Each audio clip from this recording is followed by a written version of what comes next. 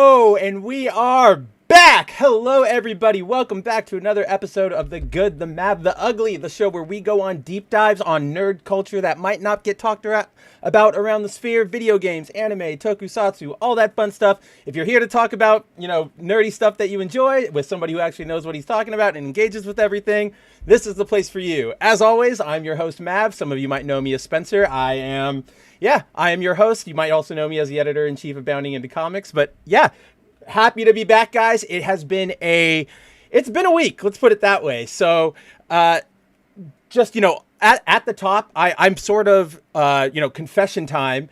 I'm sort of, again, in a bit of a loop today because I feel like a lot of stuff has happened this week, but I also feel like nothing happened this week.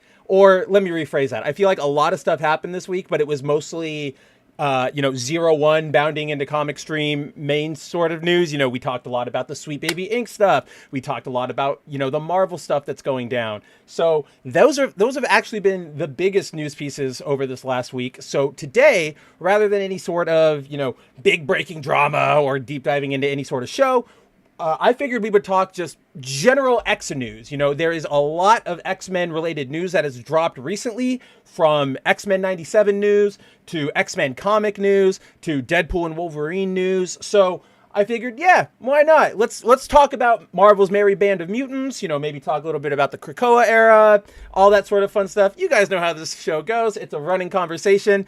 Throw out whatever you want to talk about. We'll talk and we'll hang out, and hopefully we can kick your Friday off, your weekend off, right on a positive note, have you feeling good for the weekend.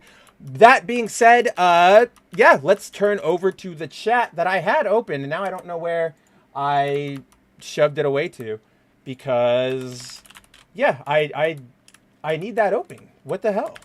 YouTube, my channel. It's so annoying. The whole YouTube creator studio thing is probably one of the dumber things. What am I trying to say? Not things, but one of the dumber requirements or elements of YouTube. I have to go click onto this separate tab and then go to my content if I want to look at all this crap. And then don't even get me started. I hate the fact that you physically have to hit that end stream button back there. Otherwise, your stream will just loop the last second for, I think it's 24 hours. Because it happened to me once on one of these streams. I don't remember which one it was, but I went live. We had our show. Afterwards, I was like, all right, I got to get out of here. I'll talk to you all later. Goodbye. I ended the stream here, shut down everything on my computer. And then as soon as I left, I got a message from my boy Jacob, and he was like, hey, are you still alive? And I was like, not at all. I'm definitely not home. And he said, well, your stream is still up. You should probably take it down. And you can't take it down on mobile. It's I'm so angry about this. And I've been angry about this for ever since it happened. But you absolutely cannot stop a live stream on mobile. You can't get into the page through the web browser. The YouTube Studio app doesn't offer it. You have to physically go to a desktop and click that stupid button. I don't know. I just hate it. I just hate the general ecosystem of YouTube. It is not very what you would call it, user friendly, user conductive. But yeah, before we get into all of that, guys, of course, let's say hi to the chat. Who do we have so far? We have my good friend Tehillim saying shalom and good to see you all. Did have plans for getting a review out of the way until a cat distraction happened outside. Well, at least I get to enjoy the live stream. Whoa, cat distraction? Are you talking your cats, wild cats? When I was younger and I lived in the cities, there were always cat distractions out my window, but it was always cats getting into fights or cats giving birth. And then guess what? After that event happens, I have a new cat. That's how I got all of my childhood cats. Cause they would either get in a fight and get hurt outside my window, or they would be born or whatever. So, what kind of cat? I hope it's a good cat distraction. Cause I also know there are always bad distractions too. So, but aside from that, happy to have you, Tehillim, as always. We have Andrew saying late and Mav, late and super gay. Correct. I was late. I made that executive decision because I needed to wrap up one Bounding Into Comics article. And I was like, I spent 5 minutes to wrap it now and have it out there for everybody to read for these next 2 or 3 hours, however long I'm live. Or I spend 5 minutes right now, get it out there. Or sorry, I doubled back up over that. I meant I either spend 5 minutes right now, knock it out of the park, and let it, be up there for 3 hours while I come out and stream, or I let it sit for 3 hours and deny that, not airtime, but that uptime. So yeah, I made an executive decision, damn it. Also, that's another thing, Andrew, you super reminded me of. So yes, I'm late, like by those 5 minutes, but one of the reasons I'm so in a tizzy, or not in a tizzy is the wrong word, more flustered again, is that I am being wrecked by this time change this year, guys. So for my non-American friends, we just went through daylight savings time. All of our clocks jumped forward an hour. The problem is I live in Arizona, and in Arizona, we don't do daylight savings time. We are the only state. We just stay the same clock the entire year. So that means I have to I have to readjust my schedule for everything else. So for example, whereas the 01 stream over on Bounding it's at 9 p.m. Eastern time, right? Well, for me, that was 7 p.m. my time. And that was fine, 2 hours ahead. That always worked. But now it's 6, because now I'm 3 hours behind them. So not only have I had to work on getting myself acclimated, but I also have to get the entire Bounding team acclimated to me being behind them by 3 hours. You think 2 hours is a lot, right? It is. Don't get me wrong. 2 hours is a gap. But once you start throwing in he's 3 hours behind us, that is that's a solid gap. To me, the way I look at it, it's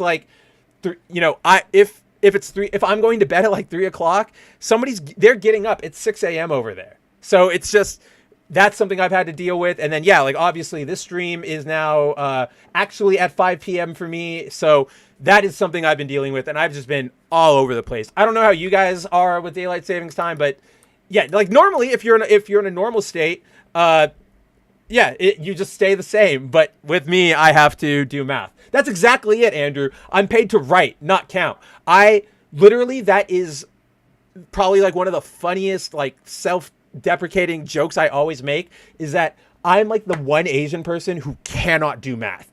I'm so terrible at math. Do not give me a math assignment unless I can use a calculator. I know how to do the things.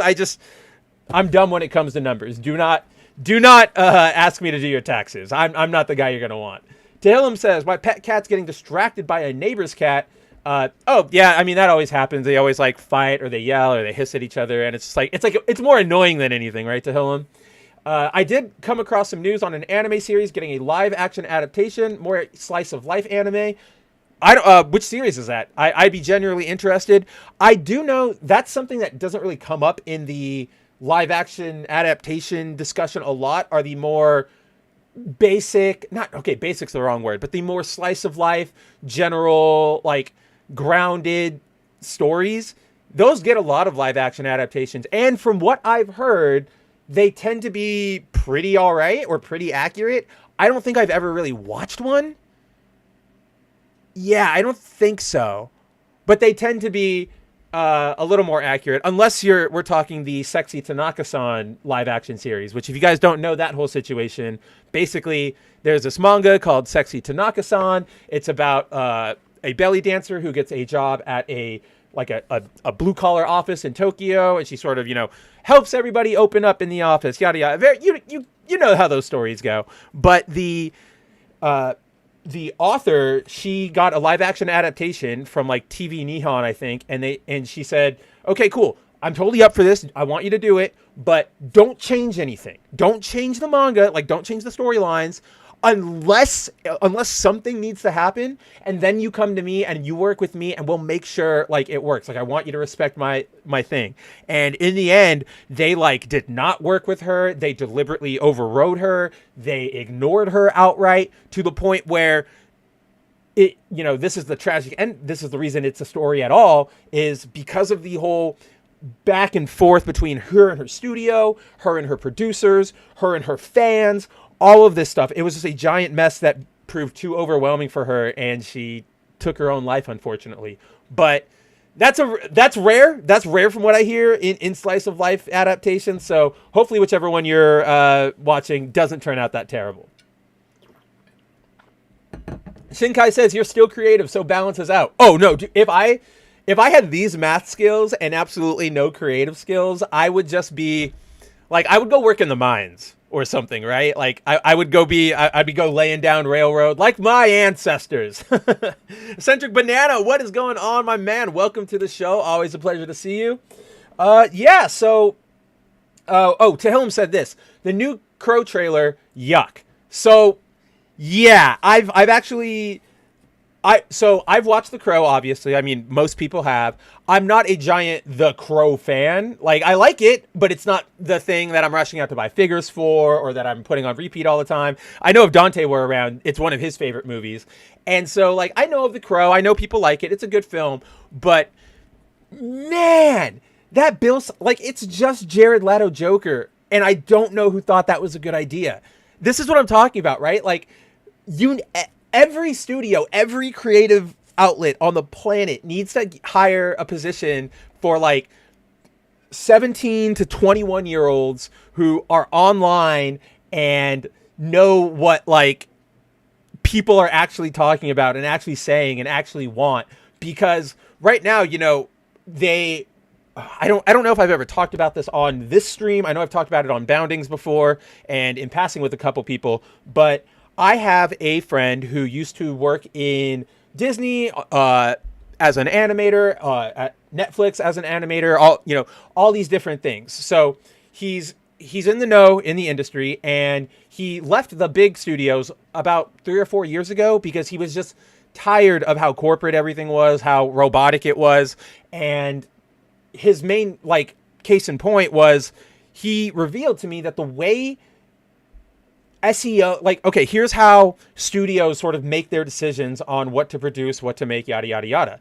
It's not, you know, are people saying good things? Are people saying bad things? It's just, are people talking about it? So, you know, to wrap it into the topic we're talking about here, Jared Leto's Joker. Everybody hates it. Maybe like 3 people like it, and those people are just like edgy teenagers. And you know, every time the Joker gets brought up, that gets made fun of. Anytime superhero movies get brought up, that gets made fun of. Zack Snyder, DC, James Gunn, Jared Leto, method acting, just any, you know, there's so many topics where Jared Leto's terrible Joker comes into discussion. But it doesn't matter to the execs that all of it's bad. They just saw a surge in traffic that said, people like Jared Leto, or people are talking about Jared Leto Joker. So they're talking about it. Let's go for it. And it's like, again, you're sacrificing your reputation to chase a, something you're already sort of like, you've already missed out on, right? By the time these things become trends, if a trend comes along and you go, ooh, look at all these games or these shows that are doing this, let's do that now. You're already too late. You're done, right? Like, it's kind of like investing in stocks. If you hear of a stock that just exploded yesterday and it went from, 30 cents to $6 a share, well, you could get in on it now and you might have a few, raises, but you're not like, that boom is done. You've missed the train. Look for the next one. Unfortunately, they don't go on to the next one. They just go with it's such a weird focus on like SEO over anything else. And I don't understand where it comes from, because like, I don't know. It's just super frustrating. I don't even know where I was really going with that one, but yeah. So like, the fact that they went and they sort of looked at Jared Leto's Joker and went, we want that for our Crow. Like, that's a bad move. And I sort of almost feel like, guys, that the Crow, obviously we're nerds. Pretty much anybody watching the stream is. And as nerds, we can all admit, all right, even myself, that we tend to get a little combative or feisty or pedantic about like certain changes made to our characters, names or costumes or whatever. Like, and so that's coming from us, like comic book, anime, video game nerds. Like, goth people, like actual goths are some of the most like proper gatekeepers. Like, they will pull your card And if you can't, show the credentials, you're getting thrown out of the Smiths concert. So I feel like this was the wrong, of almost all properties, this was the wrong one to sort of try to make into this weird, edgy, sad, druggy boy. You know what it is that just popped in my head? Crow fans are now going through what me and Andrew went through with Ezra Miller Flash, because it's like the exact same thing. You have this like very archetypal hero, however you pronounce it, and all of a sudden you replace him with an emaciated like Gen Z version of him, and it just misses. Like the nipple tattoo, it's so stupid, man. I can't get over it. Let's see. Oh, the Yuzuki family's 4 sons. Oh, I've heard of that one. I haven't gotten into it yet, but I had a friend who recommended it. So I didn't know that was getting a live action adaptation. Is it new? Is it out yet? Is it getting one? I'm not entirely sure. Let's see. Shinkai says, basically, once your parents get into something you like, it's probably over. I mean, 1,000%. I don't know. Like, I feel like there's a point where there's a certain point where, I don't know, like there are some times where I like my parents being into the things I like, because I've talked about this before. Going and when we watch Marvel movies, all of us here, we are all very hypercritical. We are all very like, ugh, I have to do this. Like we're unfortunately, and I do the same, we go into these movies sort of like expecting the worst. But that's because we all know we live this, we breathe this stuff every day, whether it's as, a writer like I am, or content creators like most of you are, or fans like we all are, or somebody who works in the industry like Andrew. Like, this is stuff we live and breathe all the time. So, like when I go watch, movies with my family or my normie friends, there's a certain joy I do get out of it because they're having fun.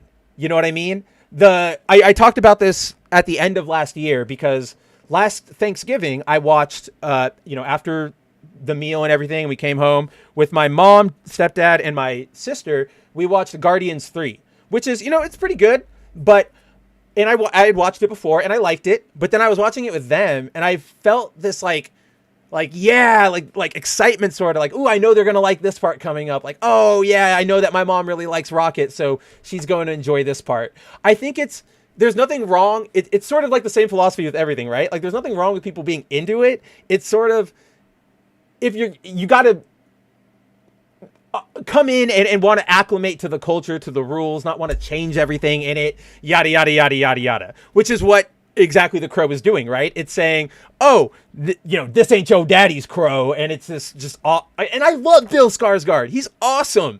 And this just feels like a huge miss, just all around.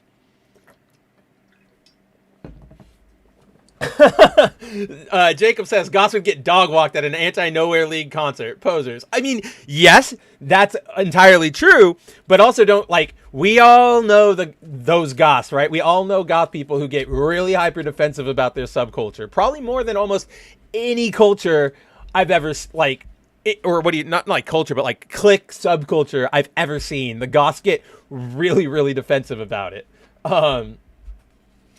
What is it, name? Guardians 3 was serviceable. I enjoyed it fine on my first watch, but then saw it again with my longtime bestie and had a great time. Yeah, exactly. See, that's what I'm talking about, Andrew. You hit it right on the head. Like, Guardians 3, it's fine. It wasn't the best movie, but, as a, if I'm going to put on my bounding rider, my super hardcore fan hat and sit here or whatever, right? It was fine. There were a lot of moments that I did like. A lot of the visuals I was a big sucker for. And by visuals, I don't mean like the spectacle pieces. I more mean the designs of things. Like, I really, really liked the translucent red dome, or the pyramid that, what's his name, High Evolutionary rocked out in. I loved the fact that the Guardians got their comic book costumes in. Pardon me. So it's things like that. Like, I really loved it. And there are some pretty good, character moments in there. But yeah, watching it with somebody, watching it with somebody who's not in it, you sort of are able to let your guard down and be like, okay, I don't have to be so hard-nosed about this. And, that can, I'm not saying that we're all unduly or unjustly, hard on Marvel things, but sometimes it's okay for us to, like, just go, all right, I'm just going to sit back and enjoy the ride. Andrew says, my biggest issue with Guardians 3 was the waste and disrespect of Adam Warlock. Yes, I agree with that 100%. I didn't like what they did with Adam or let me rephrase that. One, I definitely agree that it was a waste and disrespect to Adam Warlock. But 2 or 1.5, I also sort of recognize that really wasn't anything that, it's sort of what we all talk about all the time where, yes, there are a million ways we could have done things better and things should have been done better. But at the end of the day, sometimes you just get a really bad hand that you're dealt and you have to play it. That's what I felt happened here because remember, Gunn had his plan. We saw the pod in 1 and he was building it up in 2 and then they canned him. And then they just sort of like ran roughshod all over his Guardian plans with Infinity War and Endgame. And so when he got back, he sort of just had to go, what do I do? How do I do this? Can I do anything with this? So to that end, I am of the opinion that the version of Adam Warlock we got in that movie with, in context of everything is actually not as bad as I initially felt. I actually, there is some... I like the way they played the character. I don't like it necessarily as Adam, but could have been good for another character. But I also understand, Gunn had to do something. And with your third movie, when you're not getting any more and you only have so long, I get that he couldn't make an Adam story. He kind of just had to do what he could do. And so, yeah, I'm not entirely against it. I like the idea of a half-baked human who wasn't ready to come out. But again, I get it that that's not Adam. I'm right there with you guys. But it is, I am a little more forgiving for Adam because I do recognize that was sort of a James Gunn going, what do I do here? What the hell do I do here? I have to do something. Yeah, the Rocket stuff was legitimately emotional. I really, really, really respected the fact that Gunn did not link Star-Lord and Gamora back up together. I thought that was really interesting. I thought he played the hand he was dealt really well, and I think it sort of in a good way subverted your expectations at the end, right? Where the Guardians are on their own now, Gamora's with the Ravagers now. Just sort of, it was a good move. The way he handled that, I thought was really good. Drax. He got too flanderized in that movie for me. I think they've just done that in general with him over the years. They went from literal to dumb, and I'm not a big fan necessarily of the overtly dumb Drax. I don't know. It just doesn't work for me. Mantis, cute and adorable as always. Nebula, surprisingly more fun than I thought she was going to be, and I actually liked a lot of the visuals she had. There's that one scene, I forget. It might be during the final battle or it might be on Nowhere, but she gets cracked around and her neck breaks and her arm snaps and she's just Ava robot locks back into place. I thought that was super sick. Soundtrack as always, fantastic. Now it's funny when you say that you bring up Rocket or not Rocket, Cosmo, because yes, Cosmo is a good dog. And this is one of those moments that I laugh at because I feel I'm leaning into these stereotypes, but I have a point and I just beg you hear me out. So obviously we all know that in the movie Cosmo is a girl. It's a girl dog. It's voiced by the daughter or the woman who played the daughter in Borat 2. The original Cosmo was a boy dog, right? In the comic books, he was a boy dog. James Gunn made the change in order to pay tribute to Laika, the dog that Russia sent up into space to test their space program. So all of that, really, I get that. It makes sense to me. I don't really have an argument against it. I also understand that of all sort of characters to really, really, really take this issue with, Cosmo is really not the hill most people are willing to die on or even going to think of dying on. But the fact that they gender swapped Cosmo ended up bugging me way more than I actually thought it would. Specifically because, you've all heard me gush before, but those Guardians of the Galaxy Volume 3, the Dan and Andy run, one of my favorite comic book runs of all time. And that's where Cosmo comes in. And he is this gruff Soviet, kind of like what Red Guardian was in Black Widow. That's what Cosmo was. And so, that's the one I grew up with. That's who I was sort of expecting. And like, I even went into Guardians going like, okay, I get the change, not going to be that big of a deal. Like, I genuinely didn't have that strong of an opinion going into it. But then I was there and I was just like, I don't know, this is weird, right? Like, so you're saying it here, Andrew. Yeah, OG Cosmo's male, gun change to pay tribute to Laika. I can understand people being annoyed on that to a degree. And that's like, and that's sort of where I'm torn. Because like, I do recognize this is not one of those battlefields to like die on. The Cosmo getting a gender swap, especially because there's a real world reason behind it that makes logical sense. And I love space, so I'm all for pay tribute to Laika. It's just I like was so surprised how much it bugged me. You know what I mean? Like, I'm not saying that everybody should be bugged by it or that there's anything necessarily wrong with it, yada yada. I was just genuinely baffled at how much I was bothered by it not being a guy. Ultimately does not affect the quality of the movie itself. It's just one of those moments where I'm like, come on, man. Like, don't lean into the nerd stereotype and get mad about the gender swap of a dog. Like, let's not get to that point. And I'm just like, yeah, but Koskmosk. So that's my funny feeling towards towards Guardians of the Galaxy 3 and towards Cosmo. Weirdest feeling that I'm still working through. I'm gonna have to go to like therapy to work through this one. Let's see. Shinkai said, "I loved Archie's weird mysteries, so when Riverdale came, was so much pain for me." Here's a question, Shinkai. So, when Riverdale started, I gave it a shot because that was like sort of peak CW moment.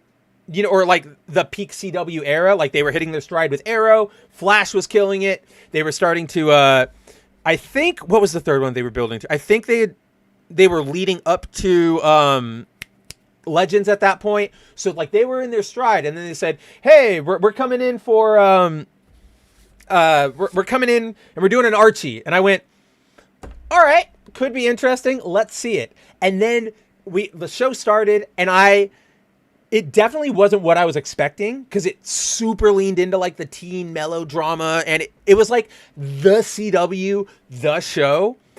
But I sort of ended up liking that because it was just like so over the top that it almost felt like parody, but I was supposed to take everything seriously. So I sort of liked that, like the first few seasons, but then once they started going with like once they went like genuine soap opera and you started having like amnesia and body doubles and magic and alternate realities and the comet and all this, it's just like, what are we even doing here at this point? Like, I'm so confused. So yeah, no idea why you didn't like Riverdale, but I do understand that like by the end. So my question more, Shinkai, is like, were you always not a fan of Riverdale, or did it come later? Because to my understanding, at least, the first few seasons were at least like dumb fun, even if they weren't Archie. Like, I mean, if you want Archie, you can go watch that awful, terrible 1990s movie, right? I'm kidding. Pardon me. Yeah, Tahillim says, Netflix had a fan-made movie of the Archies, which wasn't too bad. It was made in India. Yeah, that was a really, like, what am I trying to say? It's not weird or odd, but a very, like, different sort of project to me. I'm almost never, what am I trying to say here? Like, obviously, we don't, like, you guys, I don't, most of us don't. Race swaps are dumb for almost any reason aside from, this actor really just embodied the character. See Kevin Michael Richardson or Clark Michael Duncan, Kingpin, right? But I sort of like don't care when someone does like an all different race version of something. Does that make any sense? Like so things like Brandy Cinderella, The Wiz, and then that Archie movie. I like didn't necessarily care that they like race swapped other things because I think it's more because like with those projects they were straight up saying like, we're not trying to replace this or say that this is new or better or that you're wrong for liking the old one, but we're just going to do like a different take on it. So it's like an alternate reality to me. I don't know. Those ones always feel like I'm way more fine with. And I'm ending a lot of my sentences here with questions because I kind of want to push this to you guys or to viewers in the VOD afterwards. Like, what do you guys how do you guys feel about that? I sort of just want to rate my opinion and see where I rank because yeah, like I think it's fine to do something like The Wiz or Brandy or that Archie thing as long as you're not saying like this is the version, it's better than the old one because the old one's, you know, garbage and awful and racist. Yeah, exactly, caffeinated. Why do I always do that? It's always Andrew, yes.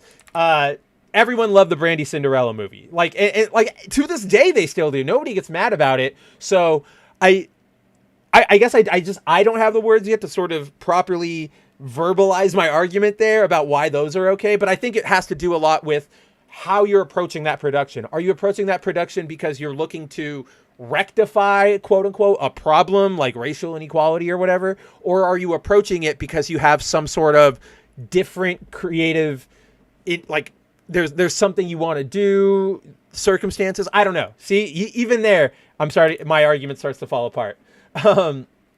Duck, my man, what's going on? My topics for the evening are X-Men, and whatever else anybody else wants to talk about, because there has not been a lot to talk about this week, unfortunately. So we're sticking to a good old fashioned group talk back and forth like the show was supposed to be back in the old days. Let's see. Shinkai says, if you don't know the good cheesy Archie weird mysteries, you are missing out. Season 1 was okay, but always bugged me the bad changes like Archie and the teacher and making Jughead love other than food. No, I do know weird mysteries. I like weird mysteries too. I know exactly what you were talking about. I was just wondering, like, since you're a fan of that, what was your feelings about Riverdale season 1? Yeah, see, like you point out, Shinkai, season 1 was okay, but always bugged me the bad changes like Archie and the teacher, and making Jughead love other than food. See, like, I get that those are bad changes and they're not in character, and I get that. Do not get me wrong. I'm not arguing against that. But at the same time, that show went so over the top, like, whatchamacallit? Like soap opera, like drama, that those changes to me are just, like I said, it's like a parody. It's like they got up with like into every writer's room meeting and went, how absurd can we go today? And they went, let's do this, this, and that. And they went, you're a genius. And that was the goal, to just see how absurd they were. Rather than, you know, how can we subvert Archie, or how can we destroy Archie or make him more modern? It was more just like, how bonkers can we get here? Duck says, talk about Love is Blind season 6. I have not, like, I've never watched that. Or, okay, I take that back. I've watched like clips of Love is Blind here and there. I've never sat down. I couldn't tell you anybody who's in it. I was out getting dinner with some friends the other night, and they were all talking about it. So, like, I'm caught up, and I know if you were talking about it, Duck, I would know 100% what you were talking about. I just can't contribute anything to the conversation because I have no frame of reference for it all. Oh, Tehillim says, I appreciate that they admitted the Archie movie was fan-made, but you got to see how they approached the story. The honest approach that they admitted it was fan-made. It felt more like the Archies than what I heard happened with the series. I actually heard that same thing too, Tehillim. I heard that the India Archie series was very, very, like, respectful of the, or not respectful, but, like, evocative of, like, what Archie stories are, of, like, that small town, hanging out with your friends, you know, getting to just that, but like transplanted into India. So yeah, if anybody out there has any sort of good ways to talk about this phenomena of, like, if you go of, like, maybe it is just intent, maybe it really just matters about how you're approaching something to race swap it, and how you're approaching it, and to, like, what goal you're approaching it. Because, like, you know, I'd never had a problem with Ultimate Nick Fury. Alternate universe, it was another Nick. Okay, this one's black. But nowadays we know that, like, oh, this is alternate Nick Fury. He's black, and now he's the real one because we have multiverse and we're collapsing everything in on each other. So yeah, like, at this point, just no idea, or not no idea, but rather I don't even remember where I was going with that point. Let's see. Shinkai says, to a much lesser extent was Dragon Ball Evolution, taking fun out, basically dropped it mid-season, just gave up on hope. Oh, you're talking about Riverdale. Oh man, Dragon Ball Evolution. First of all, we all know how awful that is. But just quick side note: did you guys see in the aftermath of Toriyama's death last week, Justin Chatwin, the guy who played Goku in Evolution, put out an Instagram post where he was like, "Rest in peace, brother," and so sorry we screwed up that adaptation that bad. And I was just like, that sort of post made me just go like, man. All right, I kind of like this guy now. Sort of like with the Dakota Johnson thing and coming out and saying like, yeah, Madam Web was bad. I have so much respect for actors or anybody who can, take their L's, admit to their faults and say things like, yeah, that project missed. I missed really hard with that. Give me all, I deserve the tomatoes, throw them my way, blah, blah, blah. So yeah, that little post from Chatwin made me like him a lot. And also, did you guys know he's the son in War of the Worlds, like the Tom Cruise one? Very, very strange connections there. Duck says, what about Avatar on Netflix? I got through episode 1, however, I didn't continue. What are your opinions on it? Maybe because I know the ending. That's why I'm not interested. So if you really want to know my entire opinion, you can go, I think it's 2 shows back. I went and did a full deep dive on the entire season. But basically, I wasn't really a big fan of it. It felt... So one of the best descriptors I use for the One Piece live action show was it feels like a bunch of cosplay kids got together and shot a bunch of their favorite scenes in a good way because it felt like they cared and they really wanted to get it right and nail it down. The Avatar show feels like a bunch of people doing cosplay in like a derogatory way where they just dress up and then they go, yes, that's me now. Like I'm Aang or whatever. Like I didn't feel it from a lot of them. A lot of the writing, they made a lot of writing cuts that sort of took away a lot of character motivation from pretty much everybody. Like Sokka didn't learn that girls can be as good as boys anymore. And Aang didn't have to learn that instead of fooling around, he had a destiny. And Katara wanted to be a warrior instead of just protecting like her brother and wanting to just master waterbending. It's just all of these weird changes they made to make it more like a show that like normal people would want to watch. Got rid of all the magic that made Avatar sort of what it was. My biggest complaint that you've all heard, Duck, maybe even you might have heard it because I brought it up before, but in the show, when Aang comes out of the ice, one of the first things he does, he goes, all right, I'm out of the ice. Let's go. We have to go here to ride like the seals. And then we're going to go here and go like sliding with the penguins. And then we're going to go here. We're going to fly with the lemurs. Like that's the first thing he does at the end, or like that's what he does at the end of that first episode. And then as he goes and does these random adventures, he starts learning like, oh, people are like suffering. There's danger. There's war. Like he has to like sort of accept like I have been running from my responsibility. I need to look it in the face and I need to do something about this. And that's just gone now because now Aang gets a vision of, oh yeah, the Fire Nation is going to attack the Water Village tribe. And so he goes, okay, we got to go there. And it's just like this show tells you everything instead of showing you anything, like just nothing. And I have a giant issue with the fact that they used Aang getting a vision of the Northern Water Tribe as his motivation to go save the Northern Water Tribe. Because, so in the original show, you'll remember, the vision Aang gets is about the comet. Who is it? Avatar Roku shows him like, yes, this comet's coming. Sozin's going to try, or Ozai's going to try and use Sozin's comet to up his power and all the firebenders, and that's when they're going to like do their final push to take over the world. And that's what gets Aang moving and gives him sort of the timer. Here, Avatar Kyoshi gives him a vision and says, look, there is danger coming at the Northern like Water Tribe. And he goes, I gotta go stop it. But the entire reason there's even violence or destruction at the Northern Water Tribe is because he's there. Because Zuko is searching for him and he goes there and he gets wind that that's where he's going. So by putting himself there, he's making that attack come true. But if he just didn't go, there would have been no attack because the Fire Nation wouldn't have been in those waters anyway. Like they didn't they don't think. You see that with a lot of writers these days, or creatives, or whatever classification of people you want to use. But like, they only look at what's right directly in front of them, right? It doesn't matter what might have happened in episodes before or what the character said 5 seconds ago. This that's happening right here is all that matters. And you're only supposed to be invested in what I'm telling you right now.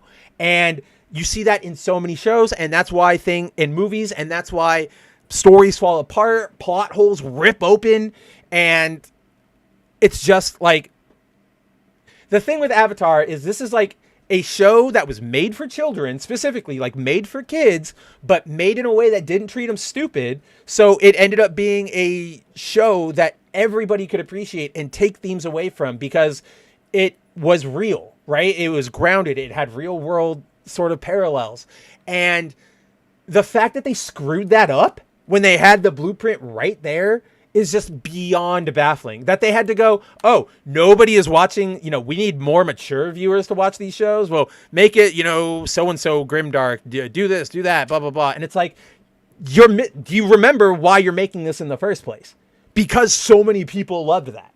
Like, that's why you made it. I don't know. I don't understand what you're doing. God, no, I like did not care about Suki or any of that stuff. Duck, like, Suki's really cute. Like, that, her and June, like the bounty hunter, are my waifus. But like, just did not care about any of those plots, really. Yeah, non-bender Avatar Aang only bends wind. Yeah, that was another big, like, dumb thing where he never learned how to use any other type of bending throughout that first season. He just ends it. He just ends it with air. That's all. Timon, what is going on, my man? Hey, yo. Oh, and Kate, Corey, what's going on, my man? Hashtag Team Corey. If you guys catch Andrew's weekly Sunday night game streams and you're watching Mario Kart, Team Corey forever. Duck asks, what is worse, Netflix Avatar or the movie Avatar that came out 10 years ago?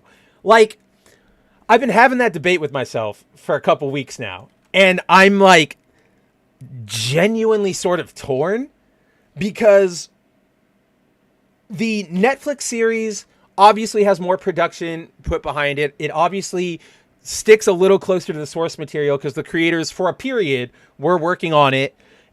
But again, it's like, I'd almost say they're equivalent in different ways. They're equivalent. They both completely miss the mark on their source materials or on the source material, just in completely different ways. Where M. Night tried to get like too mystical, or what's the right word for it? He tried to get too M. Night with it, right? Like, I don't want to say mystical, because yeah, everything in Avatar is mystical, but like Lady in the Water type, the village magic, you know what I mean? Like spooky esoteric stuff like that kind of like ruined everything. But then this is just like, it just feels cheap and like a cash grab, and it just doesn't feel fun to watch. So I don't know. At the very least, like, at least the M. Night movie gave me probably what is one of my favorite like little clips of all time. Here, we're gonna pull it up. Let me get it before we do this. Let's see, X-Men, or not X-Men.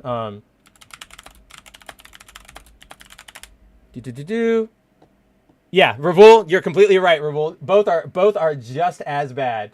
Yeah. Okay. This is like one of my favorite, just like it's so bad, it's good. You know what I mean? So here, we switch our windows over, hit my Stream Deck. Come on, guys. Like, whoa, so cool. Earthbenders.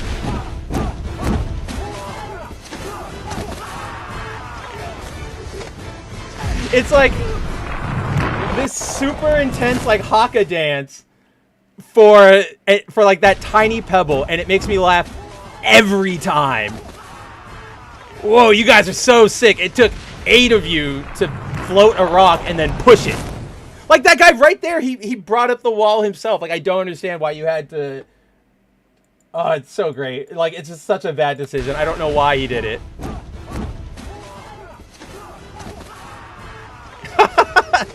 Yeah!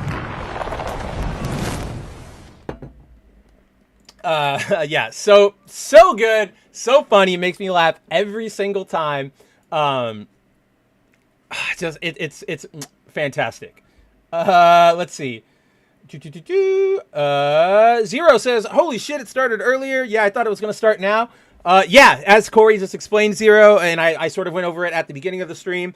We in the States went through our time change last Sunday, I think. Sunday, Saturday, whatever day it was. So now times have shifted, and because I don't shift times in my state, I'm the only state that doesn't in Arizona, I have to shift my time around things. So now what would have been 6 p.m. Yeah, what would have been 6 p.m. is now like 7 p.m. Whatever. We're here. We're an hour into the show. You're not late, Zero. You really haven't missed anything. We've just been talking about various questions. The Crow. We've been talking about Avatar. All that kind of stuff. So don't even worry about it, amigo. Yeah, to Hill, at least movie Avatar did have Aang learning waterbending. Like, yeah. Like, it. There are things both of them do right, and there are things both of them do insanely wrong. And I'm just not sure if one balances out the other. It's almost just sort of like equally painful in completely different ways. Like that, I think that's the best way I can put it. Duck asks, what is worse, Netflix anime remake or Disney live action remake? In general, I'm going to go with Disney live action remakes are worse than Netflix anime remakes, because I will give credit to Netflix. Like, recently, their anime adaptations haven't been as terrible as they once were known for, right? Like, we all remember Death Note. That thing is awful.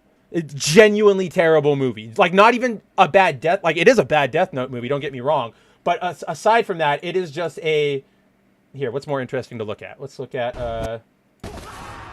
Little Stone! That'll hang out there for a little while. Like... Death Note it's not just a bad Death Note movie, which it 100% is, but it's a bad movie. Like, it is a bad time just to be had by all. But, you know, One Piece I had a lot of fun with. I thought they did a good job working with the parameters they had, you know, the budgets, the restraints of the real world versus manga and anime. And I liked Yu Yu Hakusho. I know a lot of people had their issues with it, but I felt like Yu Yu Hakusho was sort of what you got if you were trying to faithfully adapt something, but you had severe limitations, right? Like, it felt like an old 2000s movie where it's like you saw all the parts and they were all there and they went accurately, but because they didn't know if they were going to get any other shots at anything, they had to cram everything in. So it's rough, but it's better. Disney live action remakes, they're just like, they're equal parts soulless cash grabs that are just there to go like, we need your money, give me your money. And they're propaganda, cultural battle tools. I don't know how you want to like express it, but every time one of these remakes come out, we have one actor or a director or somebody related to it coming out and going, yeah, we're making this change to the movie, whether it's a plot line, a character, a song, whatever it may be. We're making this change because, you know, oh, that old original one that everybody loves, it's so disgusting. It's so out of place. If you like it, hello, get with the times. And it's just like, get the hell off of your high horse and go and give me Kingdom Hearts 4. Like, just shut up and go away. So I think I get more angry at Disney remakes than I do at Netflix like live action remakes. None of them particularly make me excited, but I think I'd much rather suffer through a Netflix thing because they've at least shown efforts of like improvement, like they're trying. Whereas Disney is just going, keep doing the same thing over and over and over and over again. Remake everything. We're going to get to the point, guys, where we're going to start getting live action remakes of like the direct to video sequels they did for all those movies, like Pocahontas 2, Lion King 1.5, Little Mermaid 2 with her daughter Melody. Like, that's how just horseshit it is over at Disney right now. So... Zero says, what is worse? Or Zero says, I hate daylight saving times no matter which part of the world it is. I agree. Like, I like the fact that I don't have to change my clocks. It just sucks that I still have to adjust my clock to stay with everybody else. And it just throws... I have to start shifting my schedule around just because of where I'm at. Like, if I were president dictator of Earth, I'd say your time is your time. Stop it. Like, everybody right now, stop. Like, I'll give everybody a holiday. We'll all have one full day off of like work and responsibilities so that we can all reset and get acclimated. But then after that, we're all staying on the same time. You don't change shit.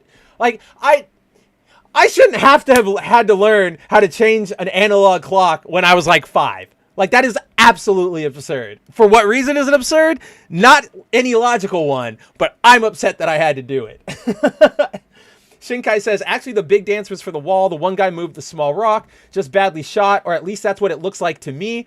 I can see that read, Shinkai, and that's interesting because you did make me pause there for a second, and I was almost ready to say, oh, you might be right, but notice this here, because he raises his hand to bring up the wall. See, or like he does that, so he's clearly summoning the wall in a second motion, which isn't from then. Watch, we'll do it one more time. Boom. And then, whoosh. So, good read. Very good read. Like, I didn't even consider that as an alternative, but unfortunately, we have the tapes. Let's go to the tapes. Ravul says, who is worse, Amazon or Netflix live-action adaptation? Ooh, that's a hard one. I think I might have to go with Amazon. Because while Netflix is obviously full of morons more often than not, everything I'm about to say doesn't apply to Cowboy Bebop, because consider that an outlier, because everything I'm going to say does apply to it, but it's not a common trait among these shows. So to me, while Netflix shows are super, super bad, and they're made from the most like up your own butt, pretentious, I'm like your savior, I'm going to teach you how to, make the world better sort of attitude, I don't think I've seen so many shows regularly have just outright condescension for their audience like Amazon does. And I specifically talk about, or I'm specifically referencing Rings of Power, the Fallout show, which apparently, they're just going off the rails there as well. So I think in terms of production quality, Amazon obviously takes it because they have more money. But yeah, I think every time I see an Amazon production come out, I get ready to fight, because I know that people are going to come out and go, anybody who doesn't like this is toxic, yada, yada, yada, yada, yada. So question, like that's where I'm at with those two. Obviously, they're in competition. It's not like one has a clear advantage over the other. It's a roaming or a running competition. Zero says, I live in a country that abolished this shit. Yeah, but best shit Bolsonaro ever did. I remember that, but also, you live in Brazil.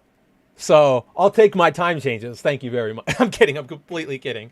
Let's see. Ravul asked, Paramount Plus or Amazon? Now, let's see. I can't genuinely, and maybe you guys can remind me, and I'm not saying this is fact. I'm just saying from my read, from what I understand, I can't remember an actually bad, like a genuinely outright terrible Paramount Plus series, right? Like, yeah, like they have all the Nickelodeon stuff there. And yeah, hey Dante, we were actually talking about you a little bit ago, buddy. We were talking about The Crow. You missed it. Halo, that's right, Ravul. Thank you. See, what did I tell you guys? Like, I knew I was forgetting something, so I put it to you guys. Thank you, Ravul. So like, yeah, there's where I'm torn, Ravul, because like we had Halo, and that was awful, and like I think that might be the only adaptation we've gotten out of them so far. Like, obviously Knuckles is coming, and that looks fun and that looks good, but we can't put it in the conversation yet. Halo is absolutely terrible, and then I also remember that Paramount/CBS was responsible for all of the Star Trek crap, from Discovery to Lower Decks to the early seasons of Picard, all that stuff. So like that doesn't necessarily inspire me with confidence. But then there's like Amazon, right? So that's a really hard one. Ravul. Part of me wants to say like I'm going to give the win to Paramount, because that Knuckles trailer legitimately made me excited for that Sonic spinoff. Like, and not in a cautious, optimistic way, or in a like, well, let's see what, something will happen. Like, let's wait for the shoe to drop. Something's going to happen. Like, absolutely just made me go, I'm excited to see this. It looks fun. It should be a good time. And then, yeah, Revol, that's where I also get torn, is like, we're talking adaptations and stuff, and we've mostly been sticking to video games, comic books. But if we look at Amazon, like some of Amazon's book adaptations and stuff, right? Reacher is fantastic. Terminal List is fantastic. The one with Jim from The Office, Jack Ryan, I think that's the one it is, right? Like, Jack Ryan's incredible. I know it's very, very divisive, but I think we can all sort of admit to at least a baseline, nod to The Boys for being a good production, right? Like, it's not terrible. It obviously keeps running, even though it's gone in sort of its own direction. It did its thing. Again, opinions on whether you like it or not, we can have all day, because there are obviously things I like and don't like about it. But I think at the very baseline, credit has to be given where credit is due. So, yeah, it really is a toss-up. I think it more has to do with, like, I'd love to see an org chart, because I feel like there's got to be like different divisions greenlighting and overseeing these different things. Like, okay, the book and military shows go over here, and the video games and nerd stuff goes over here, right, Amazon? And then all those people over here with the video game stuff don't know what they're doing. But then you go over here to the like TV side and stuff, and all of it is generally pretty baller. So it really, I think more than particular streaming services, it comes down to the creators behind it. I think in the grand scheme of things, Amazon has the more vocal and combative creatives, whereas Netflix creatives are more just like up their own butts, and Paramount creatives and everybody else sort of in between are just there. Like, sometimes they'll rise to the forefront, like when we had the whole Master Chief helmet discourse, but for the most part, they're just around. So, yeah, like, that's why it's always about discerning, you got to be really discerning. Instead of throwing the baby out with the bathwater, you got to find, like, oh, this is a good thing. This is, look for the brighter side in things, because sometimes they're there, and sometimes you get something amazing like Reacher. Like, I've not talked to one person of any race, of any creed, of any religion, of any political leaning who did not like Reacher. And I've talked to, West Coast liberals, down South conservatives. I've talked to, Israeli Jews. I've talked to Canadians. I've talked to my friends in Singapore. Like, everybody likes the show. It's a universal hit because it's solid, and it gives you that. Again, I think I talked about this a couple weeks ago on the 01 stream over on Bounding, because it gives you, like, there's a term that gets thrown around a lot in discussions of nerd media, and it's power fantasy. It's often used by, critics to go against male fans to go, oh, you only like all those muscular characters, all this, yada, yada. Those are just power fantasies. Why do you want, like, that's so childish, blah, blah, blah. And it's like, oftentimes their reads are completely wrong.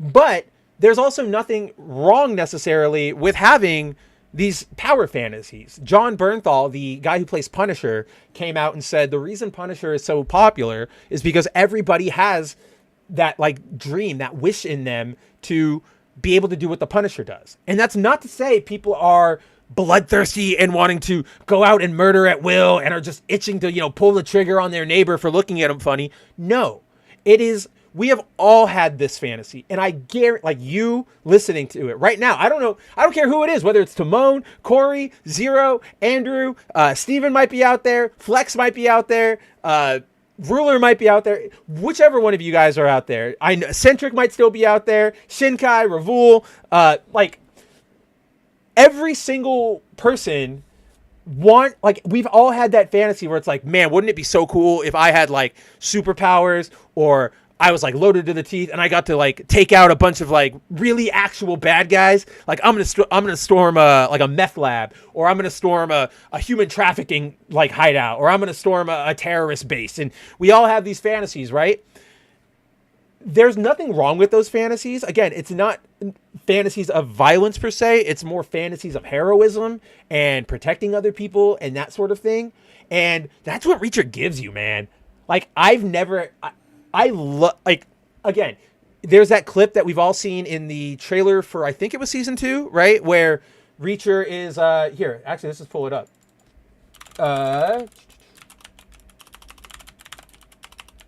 A list of what, Timon? You say you have a list, just saying. A list of what, my friend? Is it? Yeah, this one. Like,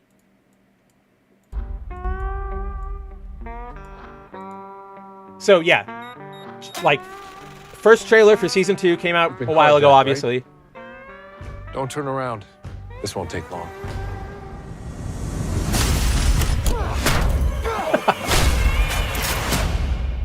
Wait, who are you? Someone who prefers not getting involved. So, like, come on. Who hasn't had that fantasy? How is that not, like, I've had that fantasy. I have, like, watching him, like, and again, this isn't about attacking people just to attack people. These are, like, attacking genuine people who are hurting other people. If anything, they're altruistic fantasies. And it's just, man, like, when he punches in the windshield and he just, like, grabs him and puts him in the car door and slams, like, come on. You know, like, we've all had like somebody we wanted to do that to, like a criminal who's hurt us or something, right? Like, oh yeah, Eccentric, what superpowers do you have? Eccentric, I know you are black, so is this confirmation that you got superpowers during the solstice a couple years ago? Do you guys remember that? I think I brought it up here. No, I brought it up on the 01 stream a couple weeks ago. But do you guys remember in like 2020, I think it was, where there was like the longest like summer solstice was happening for like, 100 years or something. It was like the longest one. And black people were all like, oh yeah, by the time the like sun sets, the melanin in our skin will activate and we'll all have like heightened senses and like better athleticism. And okay, let me rephrase that. It wasn't black people. It was specifically like the Nation of Islam or like side of black Twitter, right? And I just, it's still one of the funniest concepts to me to this day that just like the moon comes up and then black people go Super Saiyan. They're like, yeah, they go Super Saiyan under the moon. The gift of gab. Oh yeah, that's you. That is a superpower. Yeah. So,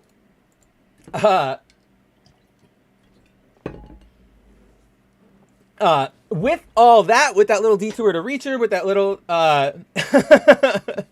I mean, I presume you are. You say it all the time. Otherwise, am I falling for the fake news? I swear to God, Eccentric, I will find you and I will send you a strongly worded tweet if I'm falling for the fake news.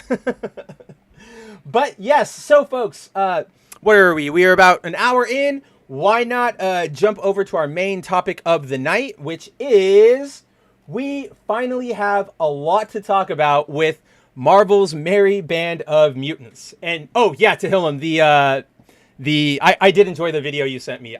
What was it again? Now I'm like blanking on it. I just saw it in my head. It was the Matt Damon. What movie were we making fun of? It was. You're gonna remind me. I know you're gonna remind me, but like I can see it in my head, and now I'm like totally blanking. The movie, and I made the joke to you when you sent it to me. I was like, this movie is so forgettable, blah, blah, blah, whatever. And now I'm like completely forgetting it. So, yes, main topic of the night, as you might have been able to tell from our little stream buddy down here. Our stream buddy tonight, if you don't know, is there is a storyline going on right now in the world of X-Men where the X-Men are, they're under attack by Orchies. So as part of going undercover in that mission and everything, the, what was I going to say? Oh, what the heck? Eccentric. That detector joke sent on, like, you can see it on the stream, but it didn't send through on YouTube. That's Mama Susan, go away. That is an awesome line. That's right. It was Star Wars Disney Omega. Like, yeah, Tehillim sent me this video of Omega from Star Wars Bad Batch being like, whatchamacallit, like, just having all of her lines replaced with like Matt Damon from Team America. And I told him, like, what even is her character? To me, that's more character development than she ever got because he's just there. Like, does anybody care about Bad Batch anymore? Like, I've genuinely seen nobody talk about it. Ever. I don't even think I've seen toys on the shelves. I know Susan isn't at YouTube anymore, Volume, but I say Mama Susan because, one, that's what we used to call her or that's what we used to say when things would go on wrong on YouTube, was like, oh, thanks, Mama Susan. And two, I forget the new guy's name. I just know he's an Indian guy. And I don't want to keep going, thanks, Indian guy, because I'll probably start getting the wrong type of comments on this video. Let's see. Exception X-Men, cringe. Oh yeah, we're gonna get to that. We're gonna get to that cringe or whatever. Let's see. So, you should do a similar video on Ahsoka Tehillim. Like, again, give her more character development than she would have ever had in the last question mark years, right? So yeah, as you could have seen, back to what I was saying. So yes, tonight's main topic is the X-Men, Marvel's Merry Band of Mutants. This stream buddy tonight, if you've been reading, and again, I don't really expect anybody to have, even though I will vouch that this storyline or this part of the storyline is actually kind of interesting, but as part of the fall of Krakoa, all of the mutants are in hiding, they're spread out across space and time, yada yada, but Emma Frost has taken on a disguise as a regular human to be able to work in the Hellfire Club, and she's doing it with the assistance of Tony Stark. And as part of their cover, they got married. And this shot right here is a page where Emma Frost, in her disguise, goes diamond mode, and Iron Man shoots her with a beam, and it's sort of just like, what's that, right? What's the term? Like, prisms out and just like hits everything in the room. I don't care, guys. Like, I will go to horny jail because, like, this picture right here, like, this is from like this issue's like a couple months old now. I've been obsessed with the way Emma looks here forever. I turned the page, I saw this, and I didn't know we were allowed to get Western comic book art that was this just like Boncetta, like just amazing. And so, like, it's got, like, again, that's why it's here. It's a very attractive picture of Emma. You don't need me to go into artist horny mode describing why it's so good. But that's our stream buddy for tonight. And yes, she's joining us because we have so much to talk about with X-Men in literally every single avenue save video games, right? We have comic book news, we have movie news, and we definitely have television news. So we'll probably tackle everything in that order. And obviously, guys, you got anything we want to talk about? Anything, even if it's not related to the topic at hand, bring it up and maybe we'll talk about it. Yes, Andrew, Emma is your ex-wife, and I do have to recognize that. But I will fight you for this. So her code name, or her secret identity, is Hazel. That's her name. So I will fight you for the Hazel incarnation of Emma Frost. Let's see. Emma Frost melons, Emma Frost cake, like Emma Frost everything in that shot, eccentric. So, starting with the comics. In case you all didn't know, we are reaching the end of the Krakoa era, which, honestly, guys, this isn't going to come as a surprise. It kind of sucked overall. I will admit, there were some things I liked in it about the entire experience of Krakoa, but more often there were things that I didn't like. I did like the fact that, we got to see a lot of mutants that sort of had gotten thrown to the wayside over the last couple years. Obviously, we got Jubilee back, who they didn't know what to do with her for like years, whether she's like a vampire or an adopted mom or dead or whatever. So like, and I know she's not popular, but I like her. She's cute. She's my little X-Men waifu. So we got her back. We got Vulcan back, which was nice to see. The Summers brother.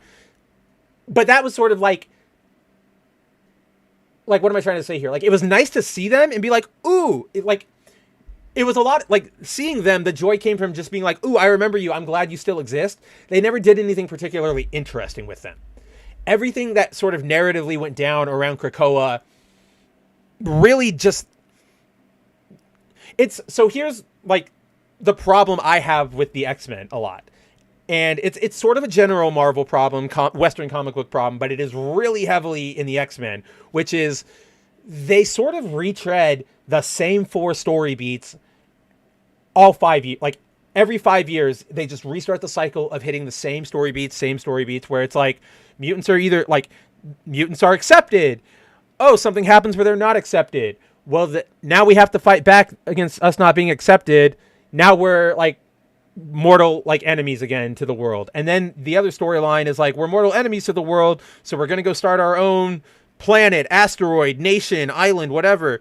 Oh, things go wrong and somebody doesn't like us having our island or nation or whatever. Now we're all split apart the globe, or we're split across the grove. I'm like doing the Asian RL thing, and that's really embarrassing. We're spread out across the globe, and people hate us. So to me, it's just like, when I saw Krakoa, I went, so this is Genosha. So this is Nation X. So this is Utopia. Like, we've done this all before. And then, like, Marvel still keeps wanting to harp on mutants are prejudiced against and they're, unfairly maligned by regular people and nobody should be afraid of them.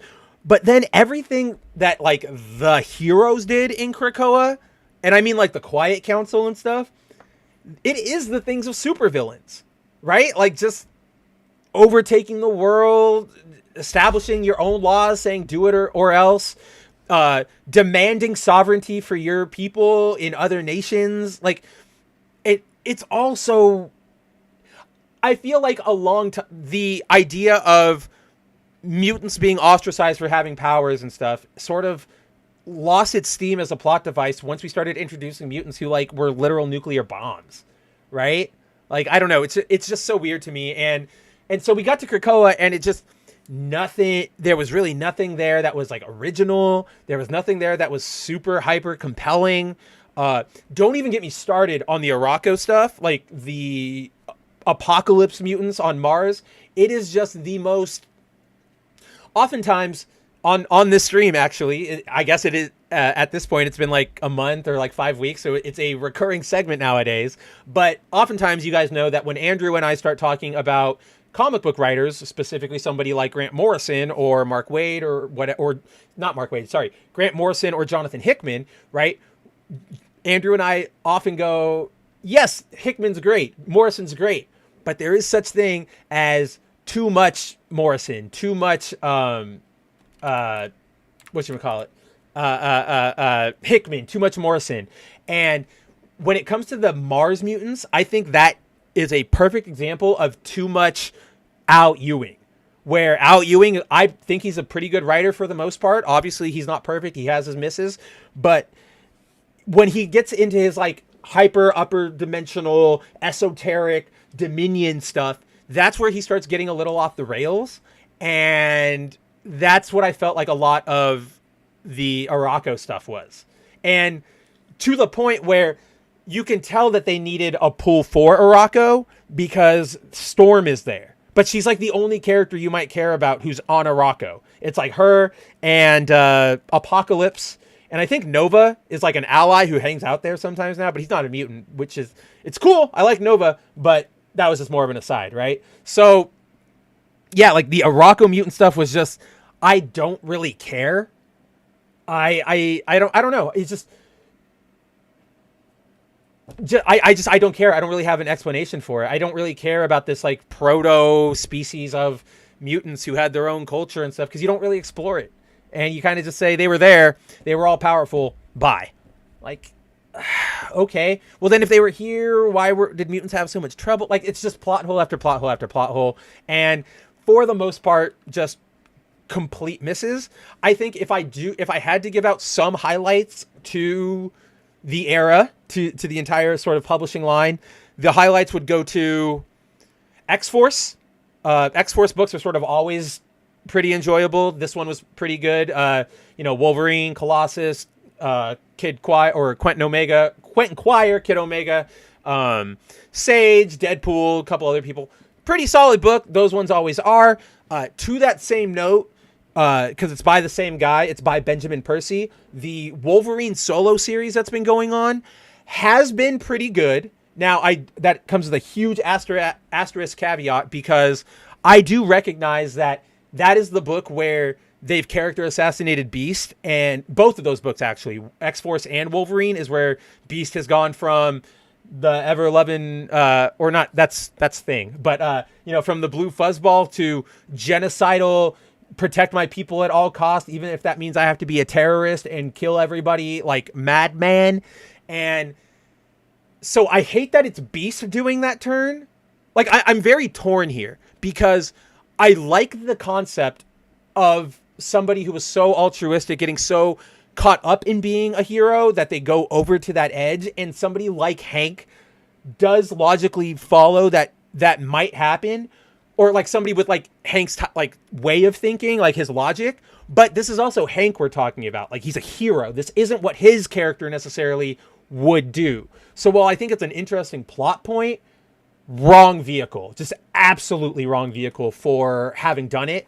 And I mean, they even knew it was a bad idea because when they started that, they had Beast like lock away a clone of himself that only had the memories of his time up to his memories up to his time with the Avengers, or like through his time with the Avengers, and then it cuts off. So it's like, you guys are clearly giving yourselves an out.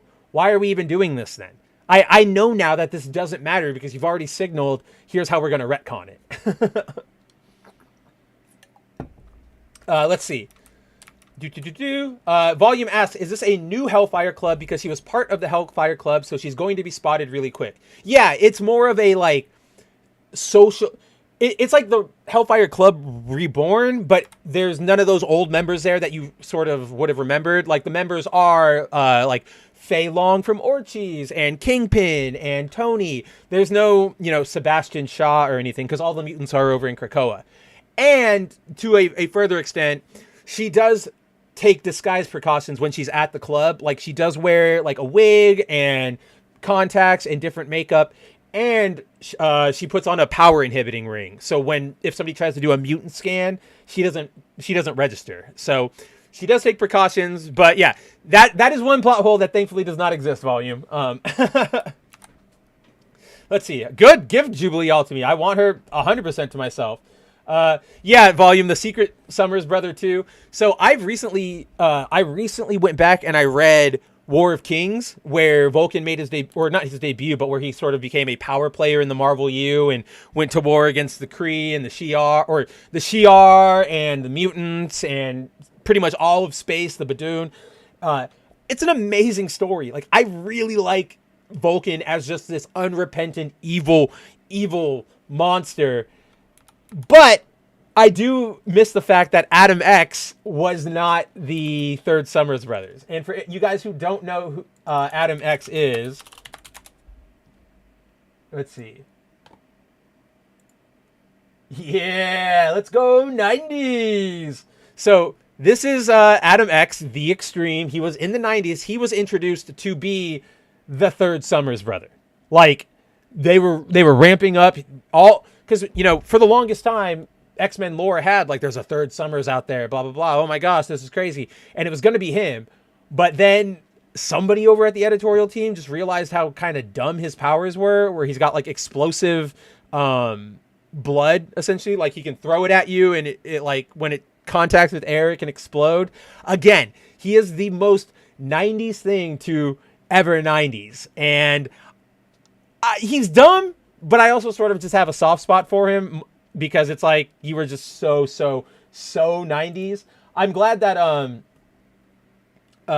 this panel is shared, because there was a series they did like a year or two ago where they brought back a bunch of old X-Men creators to do a one-shot in continuity, sort of like picking up and wrapping up their stories. So they got like Fabian Nicieza, I don't even know how to say his last name, Nieza, Fabian Nieza, Chris Claremont, a bunch of other people. I think Dave Cockrum might have even... No, I don't think he did. But yeah, so they brought them all back, and in Fabian's story, he finally canonized that Adam is actually related to them. So now he is like the official fourth brother.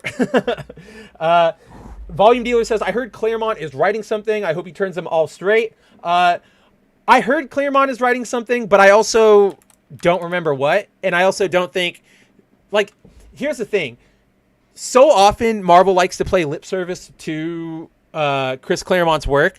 Most recently, we saw that, right, with the reveal or the retcon that Destiny is Nightcrawler's mom by way of Mystique shape-shifting her DNA. And a lot of us all thought it was stupid just because it was like convoluted and like didn't need to happen.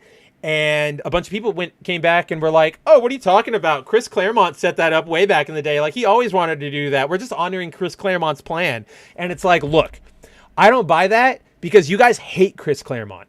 Anytime Chris Claremont comes up in conversation on like a live stream or a panel, you guys talk about how creepy his writing was, how you want to distance yourself from what he wrote. So like, I'm not buying it. I'm absolutely not buying that they're going to let Chris Claremont do anything interesting with any book he's ever going to be given again. This one, I don't think this is Liefeld. It's definitely not Liefeld. Yeah, Liefeld never got his hands on Adam X, but I mean, come on, guys. Like the Liefeld style, that was the house style of the 90s. We all know that. Just go open up one single Image book.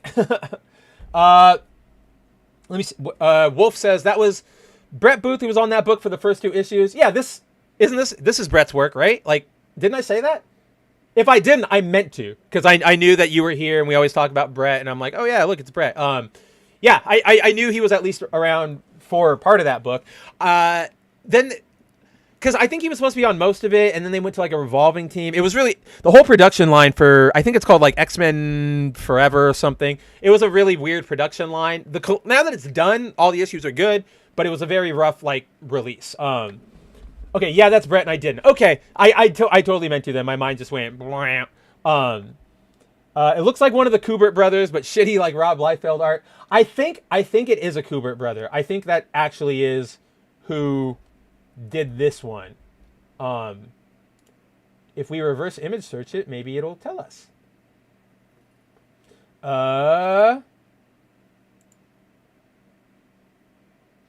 Forsaken. What is this? Forsaken one.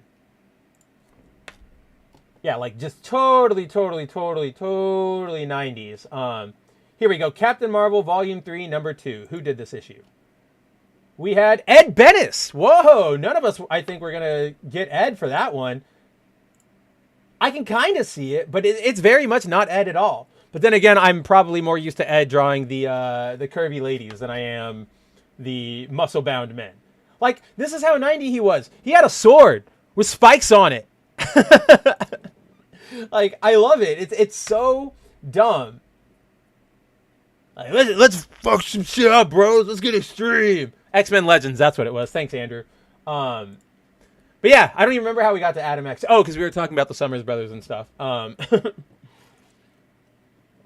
Let's see. But yeah, so overall, Krakoa, pretty big like disappointment. There was the concept I did like of mutant technology where it's like you use certain mutant powers together and they can perform like a task. The best example I can give is the resurrection program they had where like an egg was made and then a psychic transplanted your mind and then it was given like that, like all they called it. Yeah. Mutant technology, mutant circuitry. And I thought that was a really cool idea. I don't know if I would go so far as to make it so that you can do things like revive people at will or anything, but I think I'd like to see more of that idea sort of develop, just more mutant powers being actively used in tandem. I mean, yeah, it's a cringe character design volume, but that's the 90s. And so like, I like it because it is so 90s. Like, I'm not here trying to go like, this is peak character design. You guys are sleeping on it, yada, yada, yada. It is, my fandom is literally like, this dude is so 90s. Like, he's just 90s personified. How could you, like, what a lovable scamp. How could you not love him? And thankfully, like, Marvel's also realized that, so they don't keep trying to push him as, like, the bestest, greatest thing ever. So, he exists in that wiggle room where things are sort of fine, at least to me. So with the Krakoa era coming to an end, we obviously have our next relaunch of the X-Men, which again, if you're keeping track of the cycle I went through earlier, we'll be starting on the page 1 of the We Are Hated by Everybody currently playbook. And yesterday we got the announcement of what the comic book relaunch is going to look like in terms of books, creative teams, and team lineups. So first off, we have the Uncanny X-Men book, which will be helmed by Gail Simone and David Marquez on art, featuring Nightcrawler, Jubilee, Gambit, Rogue, and Wolverine on a team. Then we will have the Core X-Men book, which will be written by Jed MacKay with art by Ryan Stegman. On this team, we will have Okoye, Magneto, Quentin Quire, Juggernaut, Magic, Beast, I think that's Psylocke, Betsy Braddock Psylocke, and Cyclops. Then over here on Exceptional X-Men, written by Eve Ewing with art by Carmen Carnero, you have Emma Frost leading Emma Frost and Kitty leading 3 New Mutants, and we'll get into them when we get into that book. I figured we'll just sort of, go left to right, just talk about what we expect, what to expect, all that sort of fun stuff. Volume Dealer, very, very late 90s, very like 97, 98, and he didn't last long. Like even in the 90s, they soon realized like how sort of absurd of a concept he was and scaled back from him very quickly. So if you haven't heard from him, don't worry. Like he's very obscure and they don't mention him anymore. So I don't blame you. But yeah, so let's, like I said, we'll just take it left to right, starting over here with the Uncanny X-Men. This is our team with Nightcrawler, Jubilee, Rogue, Gambit, Wolverine, and written by Gail Simone, art by David Marquez. Yeah, Andrew, that's sort of where I was going to start here. Is I am as far again ignoring Exceptional. That's going to be its whole thing since that's a new team. But these lineups are sort of I feel like they give readers what they want, but they also don't. Like I really like the Uncanny lineup. How can you sort of not? Those are the for all intents and purposes, those are the 90s X-Men. I'm going to go out on a limb here and say that team is like that to get some synergy with X-Men 97, even though it doesn't have all of them. I'm thinking that's what they're leaning towards. That lineup. So yeah, that lineup for the most part, pretty cool. But then we come over here to the main X-Men team and I'm on board some of these choices. Some of them I'm not so much. Like, obviously, Cyclops, put him in there. Beast, I guess, like I said, this is going to be that restored Avengers era Beast. It's not going to be current Beast. So expect a lot of those, like, why is everybody... Remember the fallout from Superior Spider-Man? It's going to be like that, but for with Beast. Like, why does everybody hate me? What did I do wrong? How do I prove myself again? That's not who I am. How do I stop myself from being that? Yada, yada, yada, yada, yada. I feel like we've done that with Beast like a million times, whether that's him going like feral or turning into a cat or wanting to not be a mutant anymore. It's just, he does it a lot. So, like Cyclops, Beast, I'm good with. Juggernaut, I like Juggernaut being on a team, actually. I think that that's an interesting choice, especially with the character turns they've given him in recent years towards being sort of more of a hero seeking redemption rather than a manipulated pawn. So, I like Juggernaut. I think you can do a lot of fun things with his character when you go outside of the punchy punch aspect of his character. For example, there was, even though it's part of the Krakoa era thing, recently who was it? One of the psychics used Juggernaut as like a bullet and like whipped him around the planet and used its gravitational pull to like fire him into an Orchis like spaceship. Pretty cool little moment. And I was like, I like that. That's pretty neat. So I'm all for Juggernaut. Like I'm not against him. Magic. I like Magic more for her design than anything else. Like I think she just has one of the coolest superhero designs in a long while. Like shout out to Chris Bacalo for nailing that on like the first try. So like I always like seeing her around. I'm not a big New Mutants guy. Like I haven't read the original run, so I'm not entirely familiar with like her character potential and all that stuff. So I'll just say that I like seeing her there because I like her design. I'm a fan of Quentin. I'm not sure if he's X-Men like level material. Okoye, I'm torn on okay, so I'm not let me rephrase that. I don't think I like Okoye as an X-Men member. Just doesn't fit. Again, to me, the X-Men are your premier, best of the best. These are the guys you're sending out to the front line to be both your First Strike Force, your ambassadors, your diplomats, all that fun stuff. sort of like what we were, sort of like with the Avengers, right?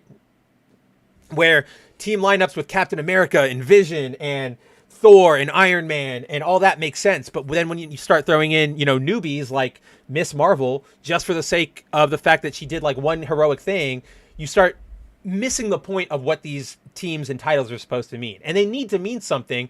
Otherwise, they don't mean anything at all. Again, the Syndrome playbook. So with Okoye, I don't think she should, like with Quentin, I don't think she should be a premier X-Men. She should maybe be on like another team, put her on a New Mutants thing, put her on an X-Force thing, whatever. I didn't really like her character at first because it felt like she was just there to be representation, right? Like, oh, look, we have a black mutant. She's what everybody's going to focus on now for this era. Cause she was the Utopia era, like chick and, or post Utopia. Sorry. That was way before her, but yeah, and like her powers are she can manipulate ice and fire. So it's kind of just like she's there. Recently, I was reading a couple Krakoa books that she was in, and the books themselves weren't good, but it sort of let me see the potential her character has in that she is young and everybody tries to teach her to be the optimistic sort of like Jubilee X-Man, but the way she's grown up makes her more predisposed to being Wolverine. So there's a lot of like conflict over trust and relying on other people. And then there are interesting things you can do with, ice and fire being wielded at the same time. Just look at Todoroki, right? In My Hero Academia, he does crazy things all the time. And that's literally his power set. So all that to say, I don't think Okoye should be here or, Ao, I think that's her. Maybe I think I've been saying Okoye and that's the Black Panther chick. I think it's Ao. I don't know what her name is, whatever her name, but I think there's a lot that you could actually do with her character. I think it's a little too late to try and make that push to make her a full-fledged, full X-Man because you had that chance and it just didn't take. I'm also not a fan of this apparent Magneto Professor X thing. I don't know, man. I'm tired of the Charles and Magneto fight. Oh, they make up. Then they work together for a long time. And then like one of them dies and the other tries to honor the other's life. And then in the process of doing that, the other comes back to life and they get in a fight and everything goes back to hell. And now we're fighting again. And it's just like, I don't know. I'm over it. And then I'm just not a fan of the Betsy Braddock Psylocke. I don't know. I think the Asian Psylocke, like that's the iconic design, right? Like I want that one, especially with the purple hair. And so, yeah, so just not a big fan of that that particular X team. Let's see where, Andrew said something that I wanted to weigh in on. How are any of them even here now? Didn't they kill, all of them off in the recent event? What's their non-logic this time? So a few of them, let me just look at them real quick. Like I just have to remind myself. At current, everybody here except Quentin Quire is currently alive. I mean, Beast is his, again, that's like, there's two Beasts. There's a clone, like the one we're looking at is a clone, yada, yada, yada. All of these guys are alive except for Quentin, who is currently a disembodied head sitting on Sabretooth's shelf. For more info on that, go check out latest issues of Wolverine. Not important. But so there's no butt pull they have, like there's no ass pull they have to make this time for these guys. It's just the ass pull is going to be how do you sort of go back to not having resurrection and all that sort of stuff. Like you've opened that box. You can't just all of a sudden decide going, no, we're done here. Like, bye. Trace. I know Trace. Yeah. Trace is a huge Magic fan. That's what I'm saying is like, I really like her. Every time she shows up, I'm super excited. Like, I like looking at figures of her and all that stuff. I love drawing her and practicing my poses on her. I don't know enough about her like history and her character itself to be comfortable going like, yeah, I'm a Magic guy. Like I'm stoked on Magic. Cause there's people like Trace who'd be like, well, what about this? And I'd just be like, I like the big sword. It's pretty cool. Let's see. Where are Storm and Jean? Well, Jean is currently dead in the comics. Storm is on Araco, but really good question. At the very least, where's Storm? Right? At the very, very least, because she's alive, where is Storm? Is Storm going to die in the upcoming conflict? Maybe. I don't know. That's a possibility. But those are two really big, blaring omissions from these teams. Andrew asks, really? I thought the current big bad killed them all to finish the Krakoan era. I guess I haven't been reading, so I'm only speaking from what I've skimmed through. So what I think you're remembering is at the most recent Hellfire Gala, they introduced their new team of X-Men. So if you guys don't remember, the way Krakoa does X-Men now, or did X-Men, because that's over, was every year at the Hellfire Gala, Jean and Emma would take a psychic poll or like a psychic vote among all the mutants to be of who will be on your next X team, right? Oh shit. Okay, I just realized something, Andrew, and it'll be a correction I have to give as we go through this article, because it leads into some, like, I'm wrong on one bit, but it leads into what we're talking about. Yada yada yada yada yada yada yada. So yeah, that's how they used to do it on Krakoa. It would be like, all right, everybody, think of who you want to be on, like who's your number one vote for an X-Men member? And you would think it, they'd vote it, and that's what it was. So at the most recent gala, they voted, and the winners were, God, they were so stupid. Jubilee, Juggernaut, Dazzler, Prodigy, Frenzy, Cannonball, right? So here, let me see if I can actually pull up that page real quick, because I can give us some more context here. And while that searches, let's see. When Claremont did the Siege Perilous storyline, it was spooky and scary and different. Betsy was the only character to go through that physical change. Yeah, well, you know why they did it, Volume. You know that they had to do it because it's like, oh, is this Asian face? Is this a white woman pretending to be an Asian woman? Like, again, they don't care about how cool or definitive these versions are. They just say, like, what does this do for me in the current like atmosphere, particularly like social media atmospheres? Let's see. Click over to comics. So yeah, here was the last X team. Oh, there were more people. Okay, so Talon, Sync, Prodigy, Cannonball, Frenzy, Dazzler, Jubilee, and Juggernaut, right? And so first of all, I thought this was like a terrible team idea, because again, if these are your X-Men, okay, yeah, like Cannonball can do something, Sync can do something, Talon can do something, Frenzy can kind of do something, and Juggernaut can do something.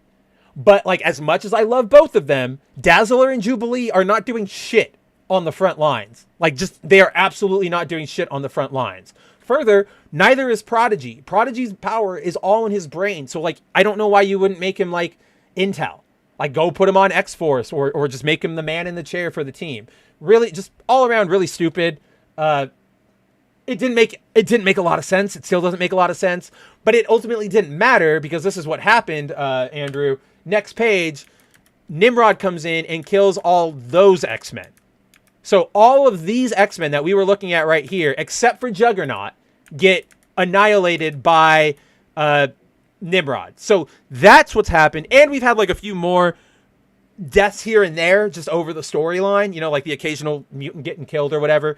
But these are the major ones that were killed. And now I think you realized what I was going to talk about, or what my correction was going to be, Andrew, which is whoops. Oh no, that's not what I want. Whoa. We're going all over the place tonight. Woo! Jubilee. Jubilee right here. I totally forgot. She is currently dead. She's even in a book called Dead X-Men that's revolving around the adventures of their spirits. So I don't know how she's coming back. That her and Quentin are the ones that still need to be revived. But otherwise, all these other guys are still here. Again, not touching on Exceptional yet. We'll get there. But see, Volume Dealer, like, I will disagree slightly. I actually think that of all of those very stupid Krakoa or these Hellfire costumes, her costume is like the only one that looks like it would be an actual like battle suit of some sort. Like, it almost looks like a tokusatsu battle suit, because it's like full body and everything. Like, I don't like the mouth opening or the exposed hair, but I'm not entirely against it as a concept for her. Don't get me wrong, all this other stuff is awful. But when I saw that, I was like, I might be behind that. And full, what's the right word? Not admission, but like, or I guess admission's the right word, but like fully admitting that I might just like it a lot, because one, Dazzler is blonde, and two, because it's a very shiny outfit, and we all know that I am essentially a cat when it comes to shiny things. Yeah, and so Andrew says, right, Nimrod is who I thought was killing off everyone in the upcoming end of Krakoa. So if that may be something that comes and happens in the next few weeks, in the next few issues, but right now that hasn't happened. Nimrod's launching an assault on Earth to kill all the mutants. Like, that's the end goal right now, but they haven't done anything yet. All of the mutants on Earth have been exiled currently. They got forced off of Earth through the gates. So some of them went to Mars, to Araco, and some of them are in the White Hot Room, like where the Phoenix hangs out. So it's all sort of a mess, but for the most part, these core guys are the only ones who are dead. So yeah, there are a lot of things to talk about, but luckily for Marvel, that is not one of them. This time, Marvel, this time. Yeah, it's the face thing. It's that stupid like gap opening where it's like blah blah blah, like reverse mask. Yeah, Nimrod did the right thing there. Honestly, like again, as much as it sucks that it took out like 3 of my favorite X-Men in Dazzler, Jubilee, and Cannonball, it's like, yeah, that team wouldn't have done anything. Like, what the hell were you even thinking? Like, this is why maybe you don't open up votes to any mutant possible that lives on the island, right? Like, what happens when Eye-Boy, the mutant who just has a bunch of eyes all over his body, saves the day and is suddenly the most popular one right before the Hellfire Gala, and now he's an X-Man? It didn't make any sense. Sorry to drop in. Yeah, exactly. Right? Like, pretty good of a one-liner from Nimrod. Nimrod turns out to be more enjoyable of a character than I remembered from the 80s. And maybe that's the different writer, but I always felt like Claremont made him like not childish, but very like and this Nimrod's a lot more of like oh, shut up. Like, oh, okay, yeah, no, we're not doing this. So I've been liking the Nimrod. But so, returning to these books altogether, in terms of teams, I think dividing them up is a really, really, really weird move, because like if I'm looking here, I see between the two Uncanny and regular X-Men, I see one very solid team, and that's everybody on Uncanny, Beast, Cyclops, Magic, and Juggernaut, right? For, I'll be fair to Marvel, even though I don't have to be, it's my own rhetorical situation, but I'll be fair and say I'll leave a spot open for either Magneto or Psylocke. Just show me how you're going to like use them, right? I just don't want to retread the same things we've done a million times before. Everybody else just feels like they're tacked on there. Like and that's what I was sort of getting at with the AO and the Quentin Quire thing, is like, normally when you have relaunches like this or big events, that's when you introduce your new characters, the ones that you want to push and like put to the front. Your Miss Marvel, your anybody remember Dante the Inhuman, right? Like, those are the characters. That's what you do. So to put Quentin and AO here, it feels like you're trying to push them as characters, but it's just too late. Like they're, and again, I'm a big fan of Quentin Quire myself personally. I know he's not the most popular character. I like him. I still don't think he should be an X-Man. Put him on X-Force. Keep him on any other X incarnation. Put him on X-Factor. Don't put him on an X-Men team. And I just think that this would have sold sort of the idea of mutant unity, Krakoa, we got to stick together, if you'd have united your main team under one giant banner.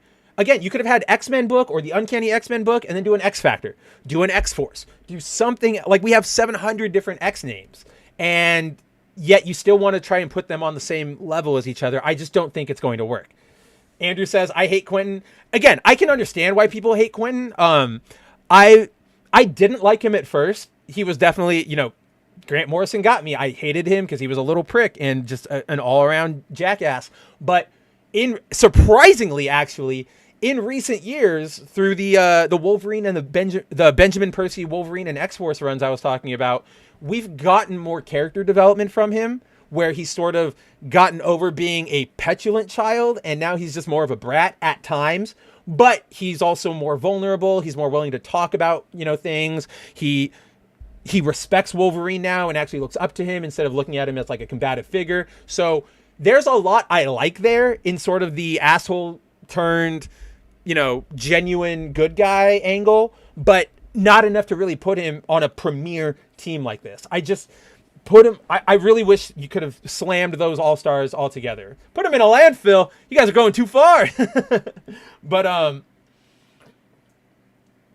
so that's the lineup in terms of the creative teams. Now, as far as artists, zero complaints. I absolutely love David Marquez's art, and I absolutely love Ryan Stegman's art. I think they both bring the right, they're both skilled artists, and I genuinely no complaints. I'm excited to see what they're going to draw because I know I'm going to get some pretty pictures out of it. I mean, for all intents and purposes, as much as I am disagreeing with some of the creative choices here, this promo piece by Stegman is pretty good. Like, there's a lot of good motion. There's a lot of good, everybody has sort of their right display.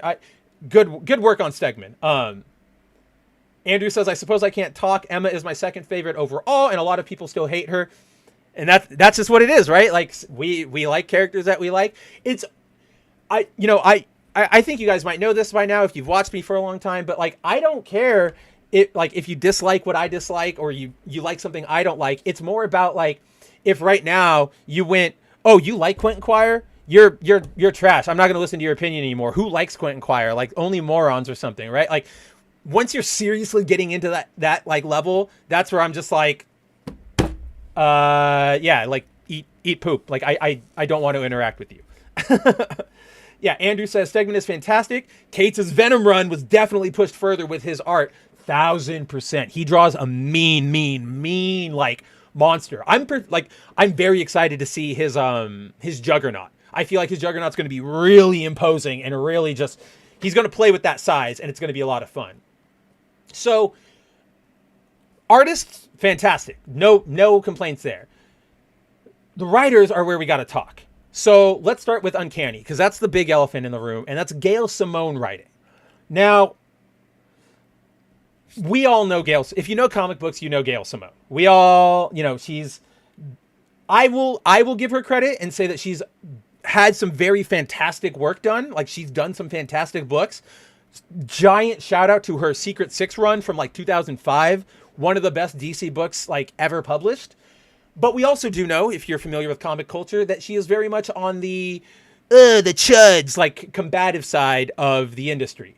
She admittedly, to her credit, is slightly more willing to at least hear someone out than a lot of her peers. Like, for example, she hasn't blocked and still sometimes talks to or like exchanges a message with, or like a tweet with Ethan Van Sciver or John Della Rose, like people that most of her peers would have just gone, nope, I'm cutting you out completely. She at least like listens, even if she doesn't really have any intention of giving them the time of day. She at least is like, okay, like voice it. Like, I'm giving you the chance to voice it.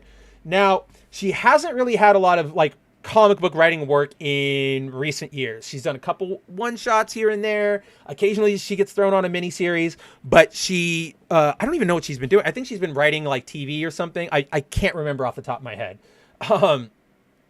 Let's see. So, whatchamacallit? So like, here's where the emotional fan part of me wants to go, I have no hope, because this is Gail Simone and we know what she's about nowadays. She's definitely on the overtly progressive neoliberal bent. She's on the combative bent. I don't know if she's going to use the X-Men as anything more than, I don't want to say propaganda pieces, but message, like vehicles to preach message. I don't want Gail Simone to turn the X-Men into a running series of after-school specials. That's not what I'm coming to the X-Men for. That's not why anybody watches anything for. That's why after-school specials have the reputation that they have. And it makes me particularly bummed because that team of Jubes and Nightcrawler, Rogue, Gambit, Wolverine, that's like the best one of these three, and it's going to her. So that's where like the emotion comes in. However, I do know she has it in her. She's capable of writing good stuff. Could this be a, for lack of a better analogy, like a come to God moment for her where she finally decided, I want to get back to writing instead of fighting? Maybe. I don't know. I don't even particularly pay attention to her because I try to avoid interpersonal internet drama at all turns because I have so much better things to do with my time than waste 3 hours going back and forth on Twitter with somebody who doesn't want to be convinced otherwise. So, yes, she is extremely smug. That's a perfect way to put it, Volume. So, yeah, Andrew, she did a Flash mini. She did there was a book, or what was it the other week? The Women of Marvel book. We talked about this the other week because we talked about the Madam Web spread where everybody thought like, oh, look, it's going woke. Rogue is leading an X-Men team. And it's like, this isn't really even hints to the future. It's just sort of like, this is where we're at. Like it's a snapshot of where Marvel's ladies are right now. In that same book, Gale has a story where here, I'm just going to pull it up because, ooh, wait, do I even have that issue? I think I might have like trashed that issue really fast. Let me double check because I was like, there's nothing in here. Why am I in here? Yeah, it looks like I did trash it and I don't really feel like going back and looking for it. But basically her story for that anthology, for the Women of Marvel one shot was all of the women of Marvel are being like removed from continuity and all this. You know what? Here's what I'm going to do. Because I have to go to the bathroom really bad. So what I'm going to do is I'm going to grab the book. I'm going to let it, come to my space, if you will. And while it does that, I am going to go relieve myself. And by the time we get back, it should be done. And we will be able to look at it. And trust me, you will roll your eyes harder than anything you've ever rolled your eyes at. So, bathroom break, be right the frick back.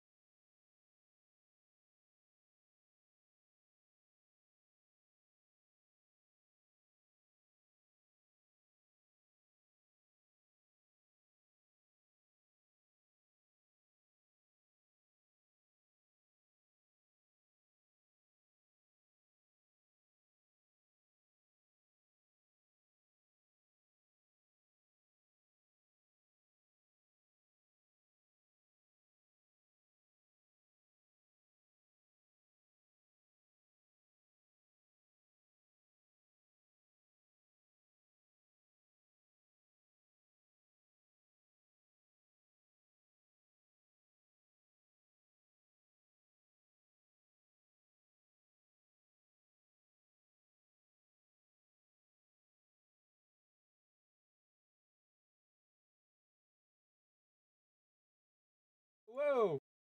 Where were we? Definitely just had to pee like a racehorse. Vera, yes. First of all, what's up, Vera? Always super excited to see you or talk to you whenever. We got to get this boy some tunes for AFK screens. You got to put on some white bat audio for the jams. I know that's the thing is that I know I need to like improve all of like I need a better starts. Like I need to put animations in the intro. I need to put a couple more clips in the outro. I need like BRB music. And it's just, I always remember Fridays where I'm like, oh crap. Oh, it's stream day. Oh, that's right. I should have done that. And then I try to wait. Like I'll probably do it tomorrow now that I'm like reminded of it, but it's like, didn't get it in time for this. Yes, Vera. Yes, Vera says I'm the same way with time sensitive shit. Yes, my girl. That's you know exactly the pain. Then, thank you, Eccentric. I tried my best to finish first, and hopefully I did in time. Yes, to Hill. Like that's the thing, right? Like you sent me a video I should have showed.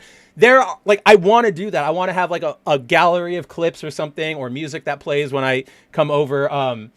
Andrew, you say I'll take some Persona lo-fi. I would like that's the kind of stuff I would put up. What's the copyright for that? Or do I get a copyright hit for that? I don't even know. I don't even know how any of this works anymore, right? Who does? Like YouTube, aside from the fact that I'm just not familiar with it, even if I tried, whatever I learned today would be completely out the window tomorrow. So yes, finally, we have the book. We have Women of Marvel. So yeah, basically, you guys have probably seen these before. Marvel does one-shots every so often, sort of centered around, a certain demographic, whether it's women or Native Americans or black people or gay people, whatever. So, yeah, they're regular things, but they always come out, whatever. This was this year's issue or the latest issue, and here's the story I'm talking about. We start off going like way back into the past, like what's going on? Like you seem to fade from our existence, and oh look, but all the boys are like where was it? Yeah, then like right here, like the wheat cakes are Peter's favorite. What? Oh dear. And it's like, thanks for making breakfast, Uncle Ben, right? And then like this X-Men thing where it's like, remember in the first X-Men issue when they see Jean trying on the outfit and they like oogle her for a little bit? Now she's gone, so they go, well, weren't we completely creeping on someone a minute ago? And what it turns out is this. It is this brand new villain, brand new or whatever, who's basically stealing all the women away from the Marvel Universe to make it more like a guy-centric, like for no reason. Like I'll read this dialogue. This is Sue between the villain. So you're removing women from reality? Yes. For Pete's sake, why? Why? You dare ask why? Because I want to, woman. It is my gift, my godlike power to speculate, to imagine new worlds, to replace what came before. Right? Like, and then it's like, you wonder what if Wolverine had claws of fire? What if the Hulk demolished the earth? I wonder these thoughts and make them happen. Think of it. Kitty Pryde never exists, so the world is hit by a planet-sized bullet. Dark Phoenix never exists, so what planet of broccoli people survives? Like, see? And now we will see a world without females. And then, oh, look, but you have to concentrate. And then they all team up and they fight him. Blah, blah, blah, blah, blah. And then, like, you still haven't said why, Mitigator. I've been online a lot lately. I suppose you'll want me to send you back. And I suppose you'll want all the men to disappear now. It's only fair, right? Like,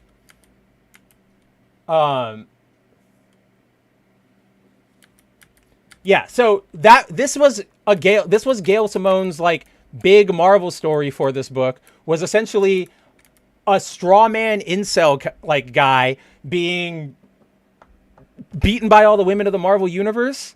And so like so one of the big things that like really, what am I trying to say here? One of the main things about like Gail Simone's current work, because you guys might have heard, like, if you remembered a couple seconds ago or a couple minutes ago, I was saying that, Simone has writing chops. Like we've seen it happen before, but I am worried that she's too, fight poisoned, culture war poisoned, if you will. And you do sort of see that in this story. If you wanted to make a story about women being removed from the Marvel universe, yes, it will always be cringe, especially in today's climate. But there are better ways you can go about it without taking such, what's the right word? Passive aggressive swings at your audience, at your characters and stuff. And for sort of the best example of that, I point to this X-Men panel here, right? Where Jean is trying on her outfit, and you've got all the other four boys. You got Iceman, Beast, Cyclops, and Angel, like looking around the corner going like, whoa, she's a babe. Then when they disappear, they do that self-aware, weren't we completely creeping on someone a minute ago? And it's like, there's so much to like just shove back in Simone's face here about that line, where it's like, one, the intention wasn't to creep. Even if that might be how we can read it now, you also have to like take into account what was going on at that time. Second, this is the comic book equivalent of that friend who will not like, or not even I hesitate to call them friends because all the people I know like this, I avoid like the plague. But we all know that person who, you know, no matter, we all know what wrestling is, right? It's fake storylines, or it's like, it's written storylines with real physical movement. Some of the hits are telegraphed and like played like in a script, but a lot of the roles, a lot of the hits are still real.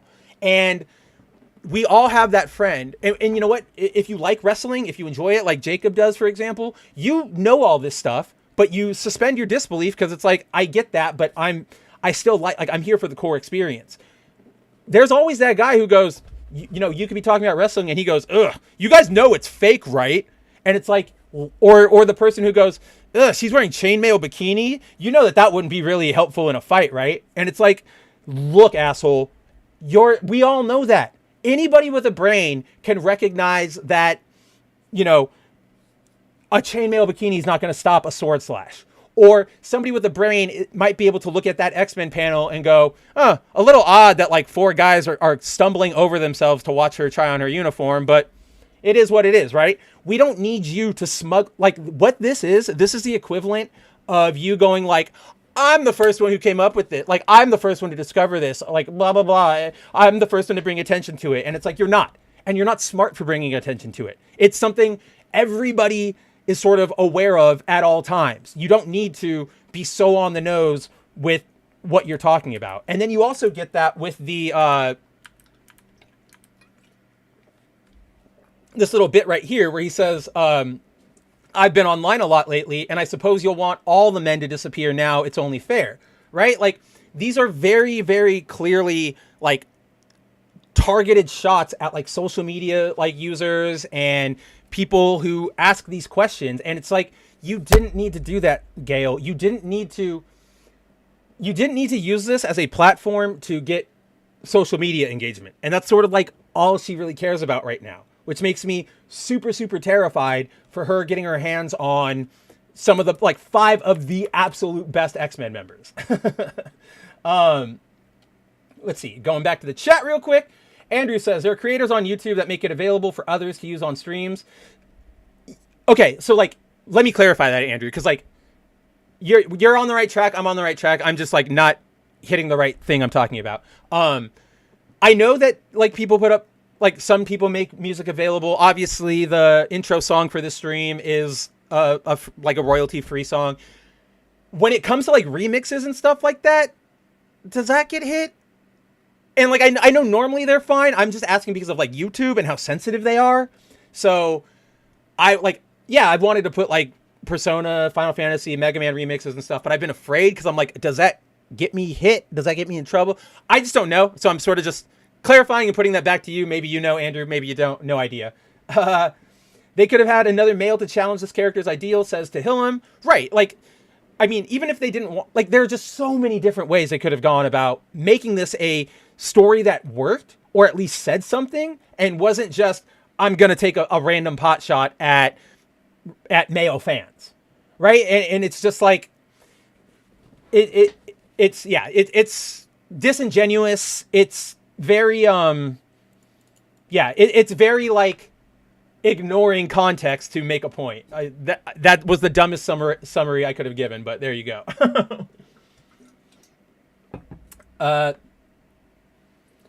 So, and then Tehillim says, some content will be blocked, other things won't affect the channel, and so who freaking knows what's going to happen there.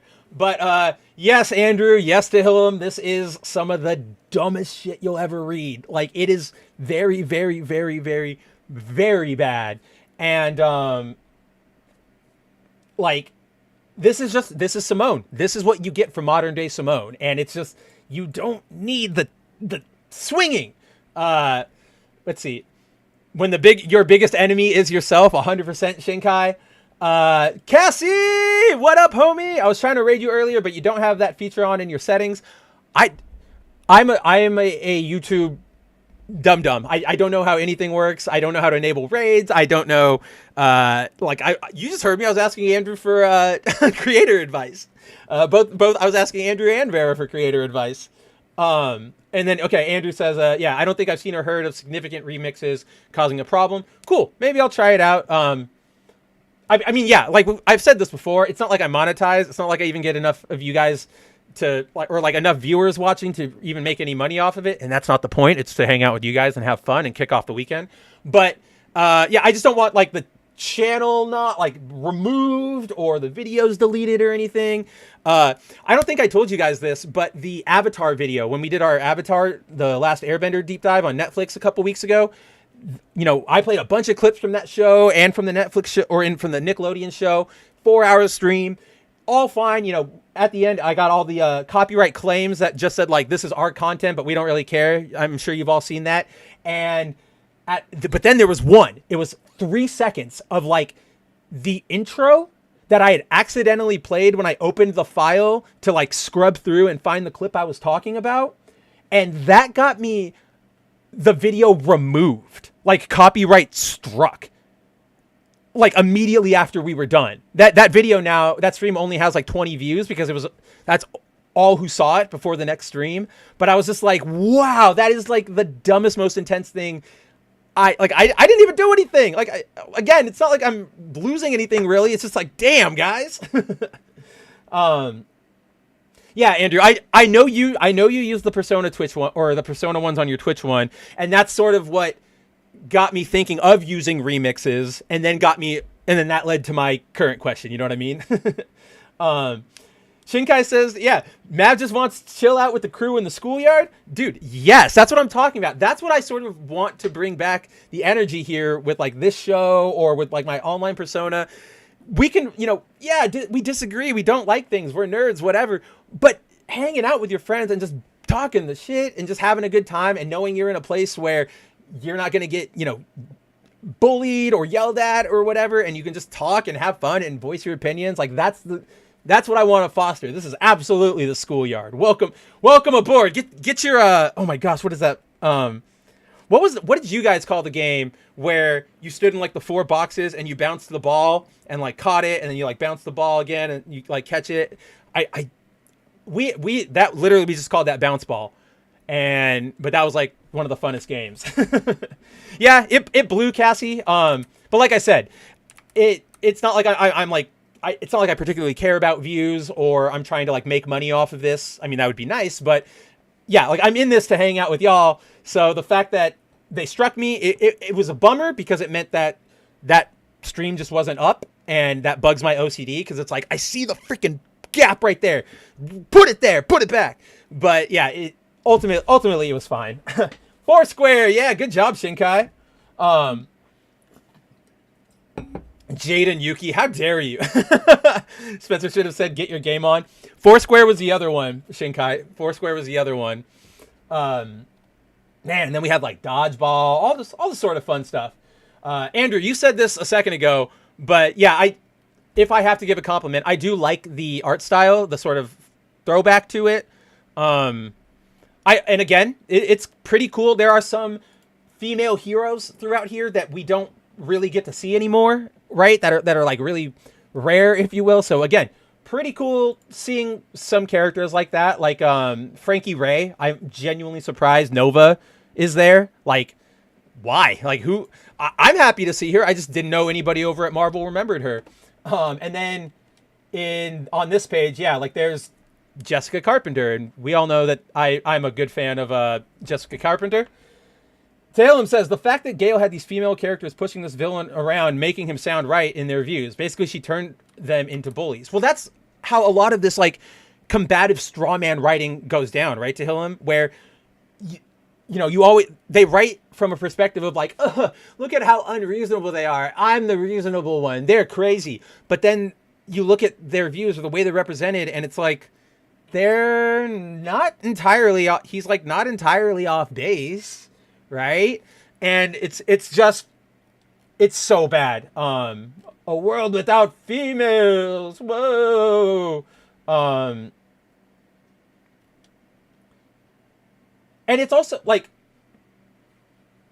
Yeah, it also just like the plot itself doesn't make sense. It's like, oh, I make new realities by taking these women away and changing the events. And it's like, well, then you're not on a crusade against women in particular. You're just changing realities. And the ones like these are genuine.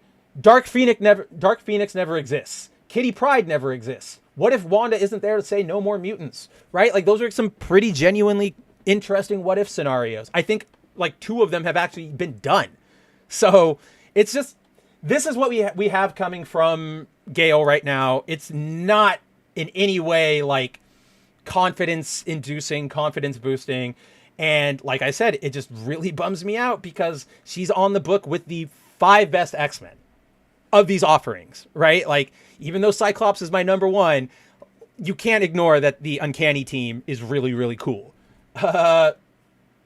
So, wow, that was a really bad, like, because I, like, interrupted my own thinking. So I came off like Beavis. But then we get to X-Men. Now, the writer of that book is Jed MacKay. You might not know Jed MacKay. He's a more recent Marvel writer. He came in around 2018. The best way I can describe his work is serviceable. Right? Like it's fine. It's not the worst thing you've ever read. It just doesn't do anything. It just is there. Like I know of all these books that Jed MacKay worked on, right? Like I know that he worked on Moon Knight. He's currently working on Avengers. He worked on Black Cat. He worked on a couple Spider-Man things. I couldn't tell you anything of consequence that happened in any of those books. Anything that mattered. Right? Like there's just here's an example, right? He's the new writer for Avengers. And when he took over Avengers, his decision for the team was like Iron Man, Falcon Cap, Thor, Vision, Captain Marvel, Black Panther. I think I said Captain America, Falcon already, but if I didn't, him.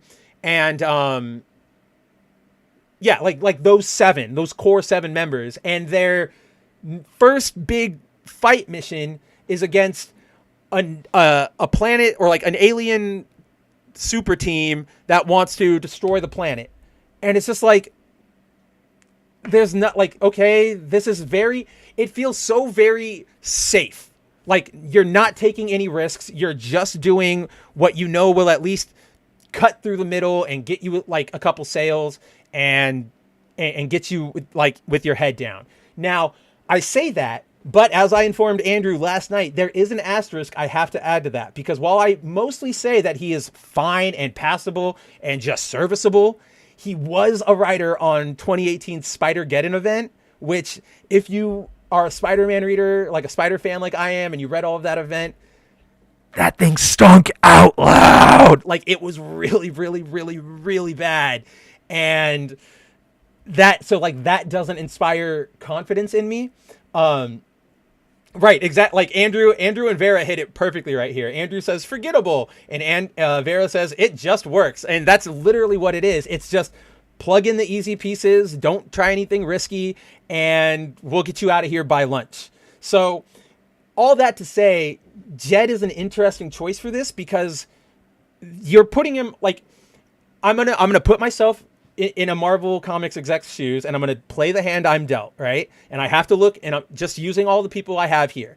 I would have honestly put Jed on Uncanny and Gale on X-Men, because Jed is serviceable. He's, like Vera said, like it just works. You put him on you put a serviceable writer on a book with the 5 most popular mutants, you're probably going to be fine. You're probably not going to get canceled at issue 10. You're probably going to get some pretty good reviews or whatnot. You're going to get your dedicated fan base. You'll be fine. But putting a fine writer on a book where this is clearly like where the main push is, like this is your new like front team, like these are who are defining what the X-Men mean nowadays, you're just not going to have anything, because he's not going to push it in either direction. He's going to toe the line so in the middle that it's going to feel like, you know, when you get like a kid's book based on a property, and things are just there and they're very middle of the road, and you know that how it's going to end, because that's how those stories always sort of end. Like, you get a Spider-Man kids book and you go, okay, I know it's probably going to have Green Goblin and Dr. Octopus, and they're going to attack Spidey, and Spidey's going to use his webs, and he's going to win, and he'll get away. Because that's what's accessible. That's what everybody sort of knows in the pop culture, and you don't need a lot of time to sit there and go, let me, boom, break out my omnibuses. That is how he writes his comic books. So, for example, if we were all to go out and, go up to, let's just say, a little fair, an average Marvel like movie fan, and you went, tell me about the X-Men. You would go, well, they're mutants. People don't like them. They're often like looked at as the bad guys, even though they're the good guys. And there's a lot of like internal personal divisions. It's almost like a soap opera. I guarantee you, I just gave you the core elements of what Jed's book is going to be, but he's not going to do anything with those elements. They are just going to be there with the most inconsequential, non-intrusive existence possible. Like, if you'd have put Gale over there, at the very least, Gale would have been writing this team with something to write home about, at least to like, whether it would have been good, which it probably wouldn't have been, or absolutely terrible, at least it shows like you're doing something. Jed, you're just going, all right, just get it out the door. He also worked on the Marvel Mech series. I'm okay with, so those series I'm a little more lenient on, and he's actually sort of like the perfect writer for them, because they are supposed to be sort of out of continuity, really random one-shots to sell toys. And so they're not like very canon heavy or meant to really do any more than show you like, oh yeah, Spider-Man in a mech, this is amazing. So in that sense, like, I'm okay. I don't need a giant, scaling Gundam epic in my 4-issue Marvel mech miniseries. Like, I will totally allow him to have that. Spider-Geddon was AIDS wrapped in cancer with a syphilis coating. 1,000%, Andrew. Again, the only thing I liked out of that entire event was Francisco Francavilla, the artist, made an incredible poster for Mondo. I don't know if you guys know, there's this website called Mondo. They do really, really high quality prints and vinyl records and stuff. Like, I've been a patron of theirs forever. But, I wanted to pull up the poster just so you guys know what I'm talking about. Spider-Geddon, let the light in. Yeah, it's really pretty. Oh, why is it so small? There we go. That'll work. That'll do, pig. Yeah, so really cool poster from Francavilla, just showing off. I don't know. I loved, or at least before Marvel got on their multiverse bullshit, like, I loved alternate realities. I loved variant versions. And of course, Spider-Man's my guy. So just having this poster of all of the, like, all chance to say, like, best or most interesting variants was, like, super cool. And of course, Ben's down there in the corner. I got to get my boy Ben. I'm going to get any merch that has Ben on it. Oh, that is what she said, Josh. How's it going, man? Get back to work. I put out a non-nerdy article. You've got something to publish. I saw it. But getting back to the X-Men proper. So that's how I feel about those two specific books. Obviously we'll wait and see what comes of them. I don't, sort of to what Andrew was saying, Krakoa's in a place right now where I'm not entirely sure where the connective tissues are going to be. Obviously they're going to connect, but I couldn't give you a preview or make a bet right now, but we'll see. Good luck, Simone. Good luck selling. Again, stop writing stuff like that and you'll sell more books and get more fans back instead of just pushing them continually away.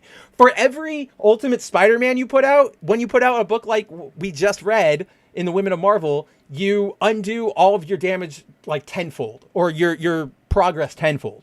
2 steps forward, 19 steps back every single time you do it. Now, let's get over to these folks on the right over here. Finally, we are at the Exceptional X-Men. This will be a brand new book written by Eve Ewing with art by Carmen Carnero, where you will have Emma Frost and Kitty Pryde teaming up to teach 3 brand new mutants that you can see right there.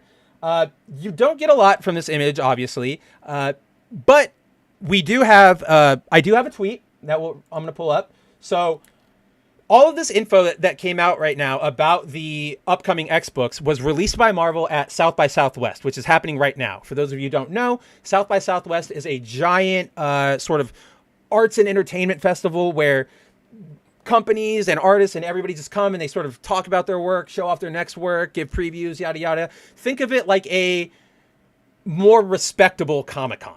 Like that's somebody who went to Comic-Con for most of his life. I'm like, I know what I accept that label. That's the best way I can describe it. Yes, your ex-wife Emma Frost, but she's unfortunately sort of being wasted on this title. So, according to the panel where this was shown, Exceptional X-Men is set in Chicago, following Kitty Pryde as she tries to leave her mutant past behind. Kitty will try to be a barista, but meeting a group of fledgling mutants without guidance pulls her back in as a teacher to new mutants. Emma Frost shows up to help lead these young mutants, Bronze, Axo, and Melee. Written by Eve Ewing, inked by Carmen Canero. I don't know why they put inked. She's the full artist on it. So here is your amazing X-Men team lineup. I'm presuming that the characters, they're not named obviously on the photo. You can all see that. But I'm presuming it's left to right, starting with the purple girl, Bronze, Axo, Melee. Obviously at the very top, at least to me, one of the more noticeable things was just, again, I don't like that I notice these things, and I hate that it's even something my brain has gotten to the point where it recognizes or it knows it's a thing to recognize. But those are some very, very Tumblr level designs, if you will. Right? Like, I like my big muscle women, but I also like my big muscle women being women. And I, not against small, sparky purple girls, but you were very androgynous. And then Melee, Melee just reminds me of Ezra Miller. I'm not even going to lie. I saw that Melee design and I went, okay, cool. We've got Ezra Miller. We're just never going to get away from Ezra Miller. Yeah, Andrew says it's in Austin, which I literally just moved from. Have you ever gone? I've never gone. I've never gotten to gone. I really, really wish I want to go someday just to check it out. Like not for anything in particular, but I'd love to go. Andrew says, I won't lie. I dig that design on Emma hard. I'm torn on it. There's parts of it I really like. And then there's parts of it I think need a little bit of rework. Like, I would have lowered her boot height a little bit, and I would have brought the cut of her swimsuit just wider a little bit to maybe cover all of her hip, just to balance it out. But that's just me. Like, overall, I think it's got some stuff going for it. I'm interested to see how I don't know, what do you call that? The strands? Like, how Canero plays with those in motion, because those are always really good ways, fabric, scarves, whatever, great ways to add dynamicism to art. I'm not familiar with Carnero's art. Maybe somebody here is. I don't recognize that name offhand, so I can't really comment on her artwork. If this is from her, these aren't like bad stock, like, what do you call it? Not stock designs, like practice sketches. Like, these are fine. But if as my fellow artists out there know, sometimes you like make really good sketches like this in one style that's like realistic, but then the work itself is stylized and different because this is just a reference point doc. Melee and Ezra Miller, according to those clips, aka Exhibit A to Z, does check out, right? Like, it's really bad. I'm not excited about this team at all, and I have a huge problem with this idea of Kitty like trying to leave her mutant past behind and not wanting to be a mutant and abandoning mutants, because Kitty has been like the poster child for this is like, don't ignore or like don't discriminate against mutants. This is like, she's a little Jewish girl. Do you remember what happened to the Jews last time? Like, don't do that to the mutants. Like, she's always sort of been that poster child, and she's always been, a forefront staunch supporter of mutants and mutant rights and all that stuff. Literally in the books right now, as part of the fight to save mutants, Kitty is like waging a one-woman ninja war, like Ryu Hayabusa from Ninja Gaiden, like the Xbox ones, on Orchis, and she's killing everybody, and she's ripping off brains, and she's slashing throats, all in the name of saving mutant kind. So you're telling me that girl, who is a literal ninja killer now for mutants, is just going to go, I'm good. We won. I'm good. I'm out. I don't care about the plight of mutants anymore. Like, it's such a stretch. This is not the character you use this for. Kitty is not the character. Here's the deal, Marvel. Unfortunately, none of your main X characters are the character that this works for. Anybody who's established, anybody who has a fan base, has long since gone through their arc of, maybe I don't want to be a mutant freedom fighter. And now they're at the point of, hell yeah, I'm a mutant freedom fighter. Fuck y'all. Like, that's where we're at now, right? So putting Kitty, putting Wolverine, putting Rogue, any of these characters isn't going to work. If you want to do the storyline, you're going to have to use a lesser known character and take a risk that, and put your talent where it is. You're going to have to use an obscure character or a smaller character, which means you're going to have to get a writer who knows what they're doing, because you can't just coast on, oh, this is Kitty Pryde. You like Kitty Pryde, right? Buy the book. You don't have to actually put in like super solid effort. And I just don't think Marvel's capable of that anymore. Shinkai says, oh, I already read that one from Shinkai. Andrew says, I'm looking at Carnero's art right now, and she's actually super solid. Good. Again, I'm not here to denigrate her unfairly or, say that I don't want her to be a bad artist. I enjoy when people are good. So that is a good sign. That means to me, at least off of Andrew's quick read recommendation, that they at least got the art team solid for this relaunch. The writing teams, not so much. To that point, if we go back to the image, Exceptional is being written by Eve Ewing, who, I don't know if you guys are familiar with Eve Ewing, but she's basically the woman who created Ironheart. And she's very much an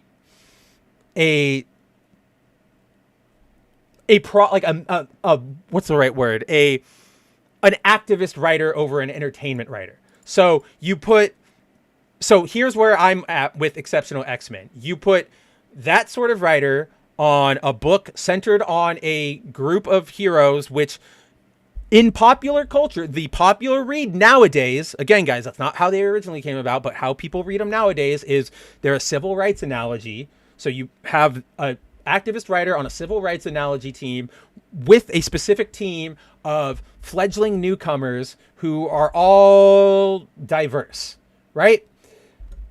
Doesn't spell, and it's coming from Marvel, doesn't necessarily instill me with a lot of confidence. And then you throw in the weird Kitty Pryde bit. It's just, it's very, very odd to me that they picked Emma and Kitty for this, because Emma's like she's a mutant supporter, but she's also not the kind, even to this day, to sort of just pick up ragtag strays and dedicate herself to training them. Right? Like, she wants a team, like, if she trains kids, she's going to train a team like the Hellions, who either have problems that she needs to focus or work together in a very specific way for her needs. Like, if she needs to be more of the attack unit or whatever. So that's a little odd to me. I don't necessarily think I like Emma as a more altruistic. Like, I like her sort of being a bitch. Like, that's kind of the appeal of her character to me. So I don't want her to lose that. Again, maybe Eve keeps it, but I'm not really confident in it.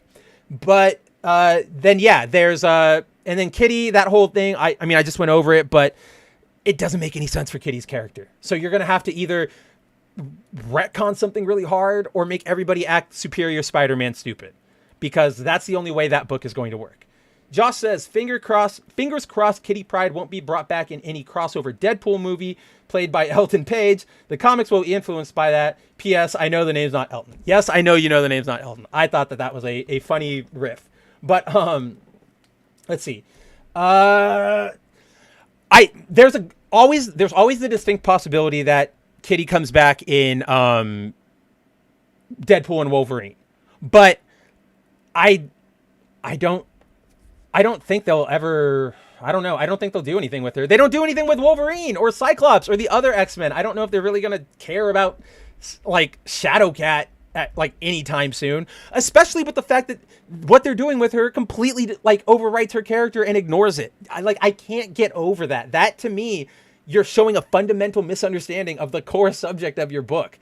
That ain't a good sign. And that's how you're marketing it. Like that's woof. Yeah, Shinkai, maybe we should have gotten the other Ironheart writer. And Josh says it's obviously Elon Page. Yeah, duh, didn't you know? It's Elon Pfizer. Duh, EP. I wish you would know that by now, Josh.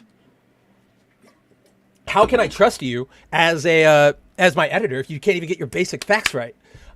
I will admit now that we're back on this page. Who is this? The I don't even remember her name. Her name is Axo. She does look more feminine here, and I kind of dig her because she looks like Battle Angel Alita. But again, everything else still stands. So that is where the X comics stand right now. I don't know. Krakoa was really bad, but none of what I'm sort of looking at here makes me confident that whatever actually comes from the ashes is going to be anything more than 90s X-Men 97 retreading and Eve Ewing activism writing and weird character assass. I don't know. What we've gone over makes me not so confident. Obviously, it's Marvel Comics. I was never going to be that confident. But here we are. Again, at least we're going to get some really cool art out of Marquez and Stegman, and I'm sure we're going to get some neat variant covers from Peach Momoko and Art Germ, and so there will be cool things that come out of it. But as it is, it's go. So let's see. We are that went a lot longer than I actually expected us to talk about comic books for. But with that news, yeah, so I guess the other two X-Men stories aren't that in depth, but we can hit them and just sort of talk about what they mean for everything. So the first is, speaking of X-Men 97, in case you guys didn't see the news, Bo DeMeo, the showrunner for X-Men 97, just got canned. He got canned around last week, around Thursday or Friday of last week, meaning he got shown the boot about a week and a half before X-Men 97 was actually supposed to premiere.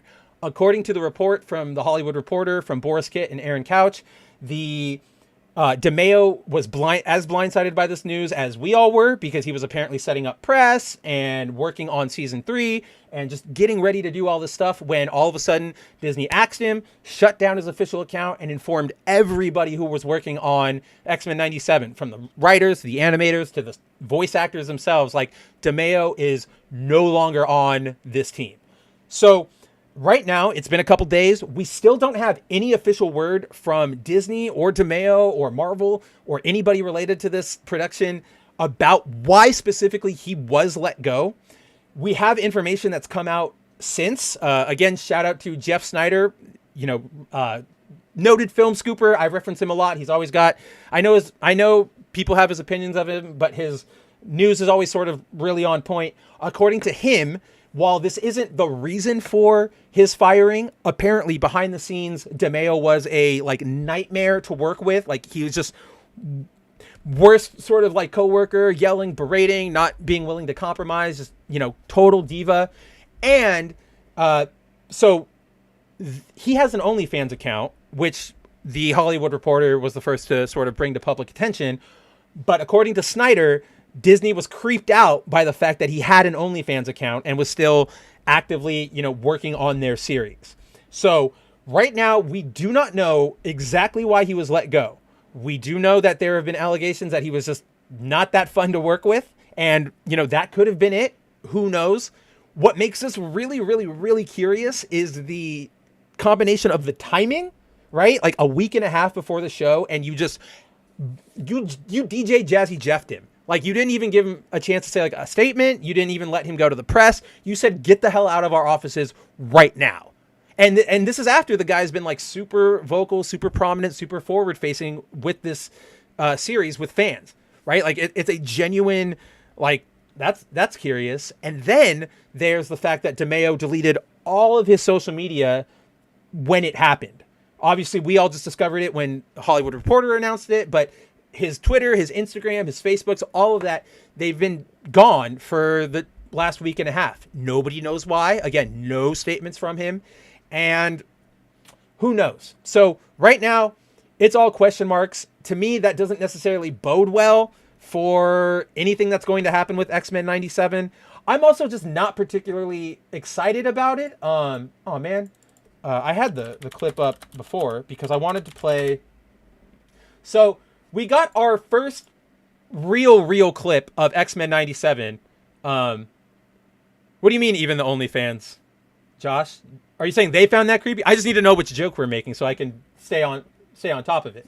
But yeah, so we got our first official real clip of X-Men 97 and of the action in particular, and this is sort of where we ended up.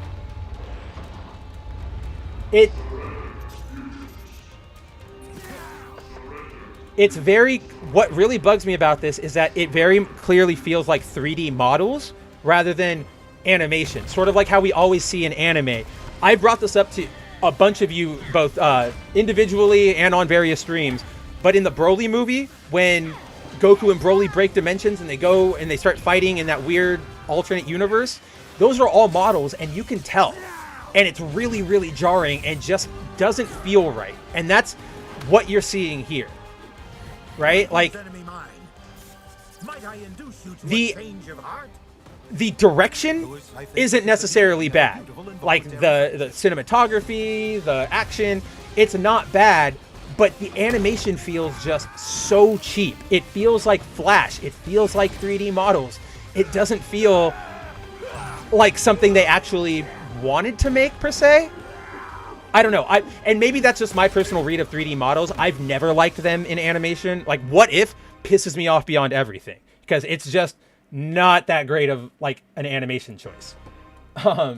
Yeah, Eccentric hits it right on the head. Looks like Flash animation, and like, I don't know about you, Eccentric, but like I almost feel like that's an insult because like I've seen some really fucking crazy fluid Flash animations and not like this. Like right here, look at that beast. That looks like it got ripped from Marvel Ultimate Alliance 3. Like and it just bugs me. I'll pull up a comparison. Yeah, Wolf says, yeah, I hate when they did that because the actual drawn animation is gorgeous in Broly. That's what I'm saying, right? Like hand-drawn animation, at least at this point, is always going to edge out 3D models. It doesn't matter. It just, there are too many things there are too many compromises you have to make with models that you can't make. So like, for example, it's better if I explain it.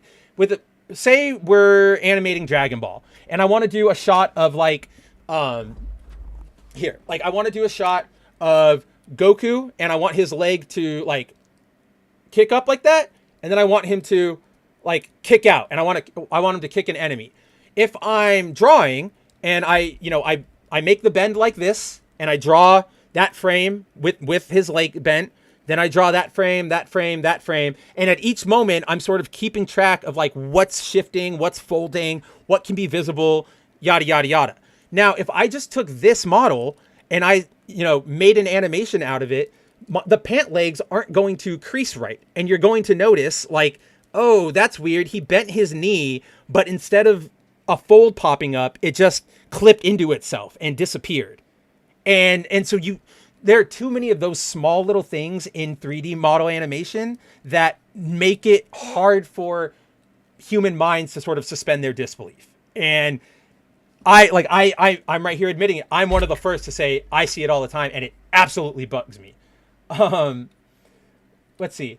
Volume Dealer says it looks better than the original. See, I disagree with that. I think it's a higher definition. Obviously, it's like 4K, 2160p, but the hand-drawn animation, the cell, just like noise, to me, that feels more authentic and more like people were actually putting in work and wanted to do something rather than we just want a cheap cash grab. We just want to throw this out here for you to look at.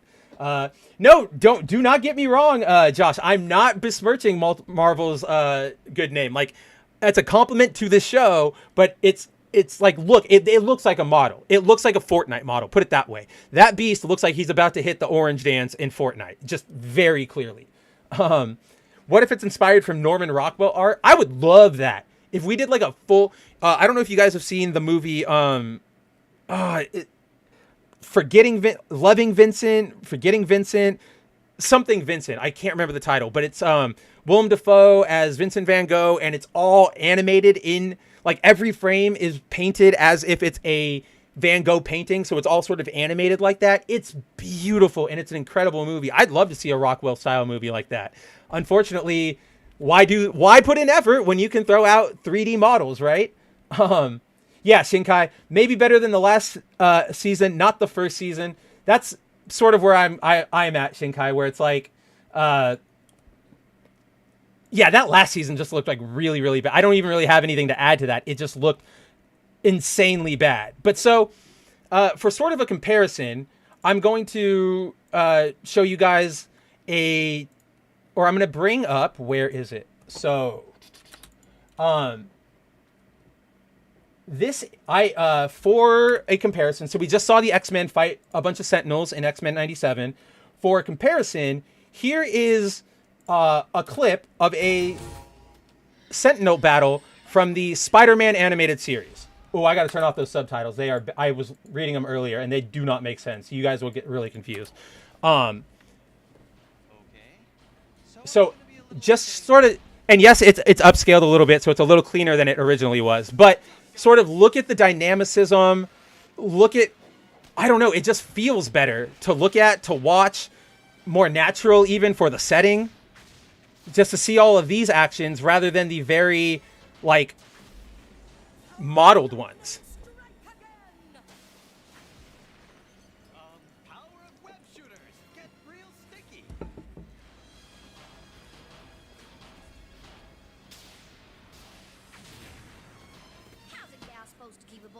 If y'all keep scaring them away. Right, and like here's even the Beast going on to the Sentinel. So Sorry, mon frere, but Gamba see no future for you in the cards. Gene, go to the control room and turn this program off. On my way.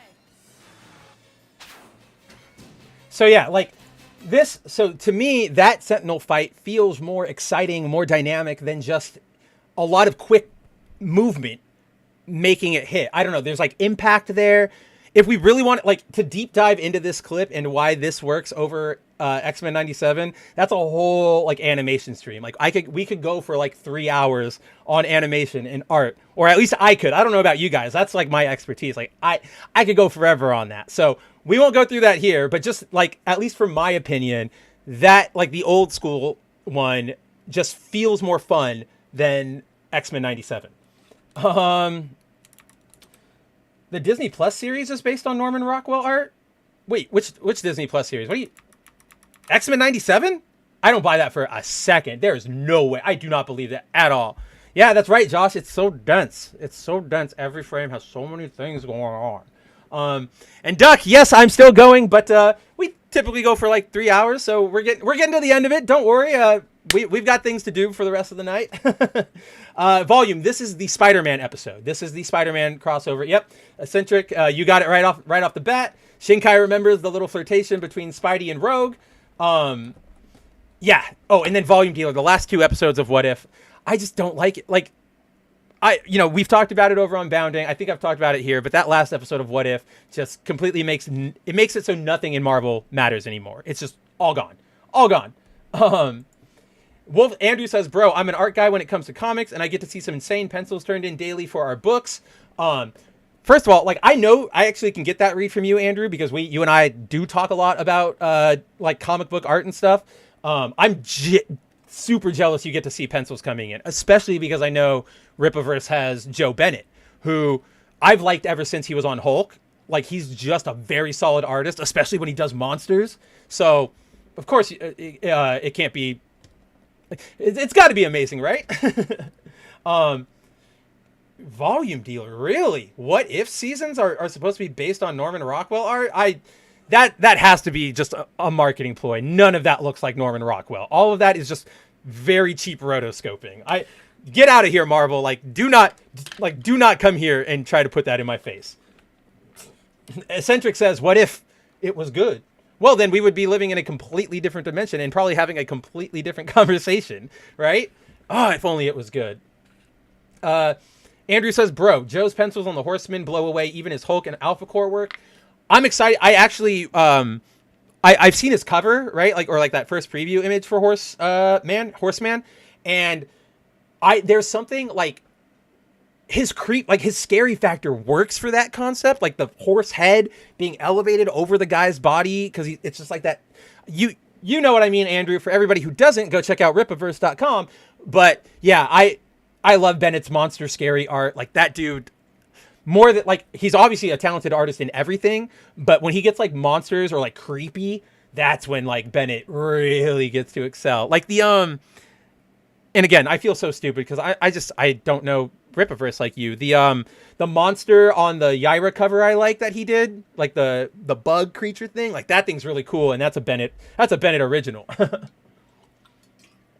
Yeah, well, guess what, Andrew? We don't have the interiors for us. That's what I mean. Like, yeah, the Horseman is Joe Bennett. Oh, Unleashed. But cover is cool, but the interiors are way better.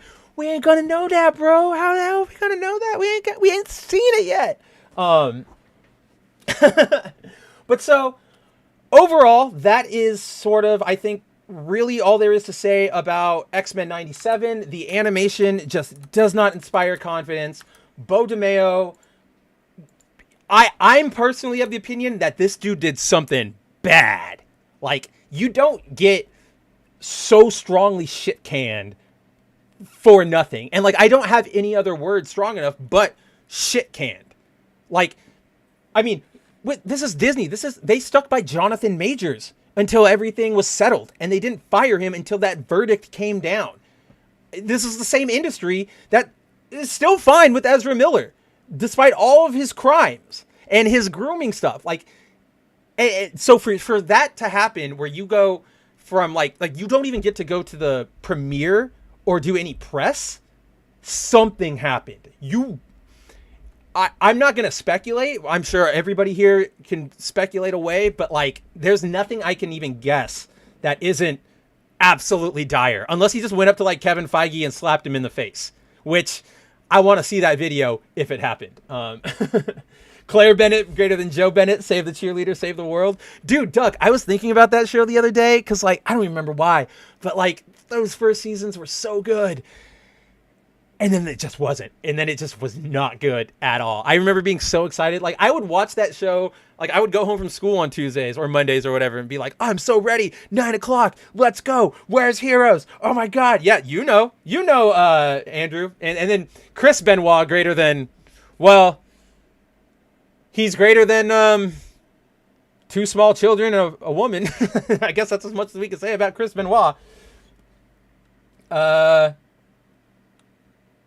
Seasons 1 and... discover how the show's look was influenced and inspired by classic art from the likes of Norman Rockwell. Witness how filmmaking techniques normally reserved... And then it trails off. Damn it, I hate you, YouTube. Why do you do that? Seasons 1 and 2 were fantastic. 3 was meh, and then it just died. Yeah, like, that's pretty much how it went. And then they tried that revival, which I thought had, like... It had a potential. It didn't do enough with it fast enough. It also makes me sad because... In like season 3, they finally introduced a speedster, and she was like this spunky blonde, which is like, you just hit like all of my core. Like, she was basically Allison Mack with super speed, and she died in like 2 episodes, and then they just moved on. And I was like, well, that's something. Okay. Tony Bennett, that's a singer. Who's the guy? Tony Robbins, or right? That's the guy who's like the motivational speaker with like the really big mouth. I always remember him. Yep, and Volume Dealer, that is actually what we were going to finish on. It's so funny. Like, I was literally thinking that in my head. I forgot there was a writer's strike after season 3. Wow. How often does Hollywood strike nowadays? It happens so often that we just don't know anymore. So yeah, that's the X-Men news in terms of comic books, in terms of television. As far as movies go, again, this is a very, very, very small news update. According to 2 sources, so Giant Freaking Robot and noted scooper Can We Get Some Toast, who is very accurate with their scoops, Henry Cavill will finally be appearing in the MCU, but not as Captain Britain, not as Doctor Doom, but as an apparent variant of Wolverine in the upcoming Deadpool and Wolverine. Now, unfortunately, those are the only details we have. Can We Get Some Toast did note that his appearance will make fans happy, but that's literally it. So to that point, it's sort of just open for speculation. What could he be? Who could he be? I gave my my guesses down here in the article. Best guesses considering that line about fans being happy and who Cavill is and his stature and his like age and everything. To me, the best bets for who he's going to play are either where was it? The Days of Future Past Logan, Old Man Logan, Weapon X, the one right here, or the Age of Apocalypse Logan, the one who's like bitter, doesn't have his hand. If I got my way, and again, you guys, this is my stream, you have to deal with my bullshit. But if I had my way, considering his history as Superman, this man is cameoing as Darkclaw, the Amalgam Comics Wolverine Batman mashup. That is who gets my vote for who Cavill should play. I just think it would be so funny. There's so many different little like in jokes there, and literally nobody is going to see that coming. Again, I do know that this is complete wishful thinking. I know it's not serious. He's probably going to play, if I'm putting money down, I'm saying Days of Future Past Logan. He could be Patch, because we did see Patch in the trailer, but that's just throwing, I don't really have anything else to like in support of that other than we just saw him in the trailer. So take that for what it is. Duck says, yeah, the writer strike killed so many great things like Conan. Oh, whoa, dude, that was that strike. I forgot about that. Like, it's gotten to the point where all of these past events have just like mushed up together in my head. And I'm just sitting here like, I remember they happened. Couldn't tell you when, couldn't tell you where, but they happened. Let's see. I wish it was CB. Dude, what are they going to do? Puppet his corpse out here? Motivational speaker, Matt Foley, obviously, thrice divorced and living in a van down by the river. In a van down by the river! You got to get your life back on track. Shinkai says, if I had my way, I would put him in the orange suit from Evolution, can have both suits in live action. I'm actually hoping we do get that, Shinkai. I'm hoping we get some sort of scene where we just see a bunch of different costumed Wolverines, because like I want to see that orange one from Evolution. I also want to see oh gosh, what is the one that I wanted? Damn. Oh, his X-Force one. Like it's up here in that collage that Russell Dodderman did. But like the that one right there, the gray and black one, like I really like that suit and I want to see that one. So hopefully that one pops up somewhere. And of course, like the classic orange and gold would just be that's always nice to see, right? Like pretty solid costume for having brown as one of your primaries. Wolf says, I prefer Cavill to get more respect than being relegated to a variant character in a movie. I 100% agree, which is why I sort of like saw that and I was just like, okay, like why that? But here's where I sort of feel about it as a whole is while he deserves better than that, this is one of those moments that if he does it and the movie's good, like fans are going to appreciate somebody just, working with Cavill and reaching out to him and seeing him. So that's a massive win for Reynolds. That's a massive win for Disney, for Cavill, for fans, regardless of sort of how he pops up. Now, if they were going to make it like a serious role and they were like, oh, he's coming into the MCU as the multiversal variant of Black Bolt, and he was only going to be in it for one movie, yeah, I'd be kind of mad because that's super disrespectful to like his profile and everything. But if he's coming in for a cameo, if he's going to just be there for a couple minutes or like a couple seconds, I think it's more about having fun than it is about keeping up his image as like a Hollywood celebrity, because he's got that. It was a bad movie and it didn't do great, but he was in Argyle, right? He was the main thing in Argyle, so it's not like he's fallen off the radar recently. Cavill as Wolvie could be a fuck you, we're killing off Krasinski Reed and you'll get Pedro. No, I don't think they're going to do that. I don't think they'll kill off Hugh Jackman and make Cavill permanent Wolverine just because it doesn't make sense for Cavill. And I just don't think, I think Ryan Reynolds and Hugh Jackman are too smart to have this movie that's bringing back Wolverine and end it with him getting shredded like John Krasinski. I have to have some sliver of hope for man. And then Duck says, I prefer Cavill to go back and do Witcher. I think so too. I want him on Witcher because he was the only one there who actually gave a shit about The Witcher, like the source material, the books, the video games. Like, he was the only one keeping that thing on the rails. And now that he's gone, like, season 3 was a disaster. Blood Origins, like, if you saw Blood Origins, that's what you're going to get more of. That's where we're headed. So, like, I don't care. I'm not watching that shit anymore. Like, the second Cavill was out, I was like, gone. Like, move along. Nothing to see here. So, but yes, I would also like to see him come back as The Witcher. But he also, to sort of Andrew's point, he has too much self-respect for that. I don't think it would be a very sad move for him to go, okay, I'll come back for Witcher. Barry Windsor Smith, Weapon X. Yep, that's exactly it. The X-Force Black Ops suit. Yeah, that's the one I want, Andrew. It's just, I know it's very basic, like it's black and it's gray, or it's black and it's silver, but it works, especially when you give him like the red eyes on it. Yes, Volume, you're with me right there. X-Force suit, best team design in decades. I did like that, Volume, how all the X-Force members had their costumes, but it was like in X-Force colors. So you had like Warpath and Laura Kinney and Angel and Deadpool, and they looked uniform.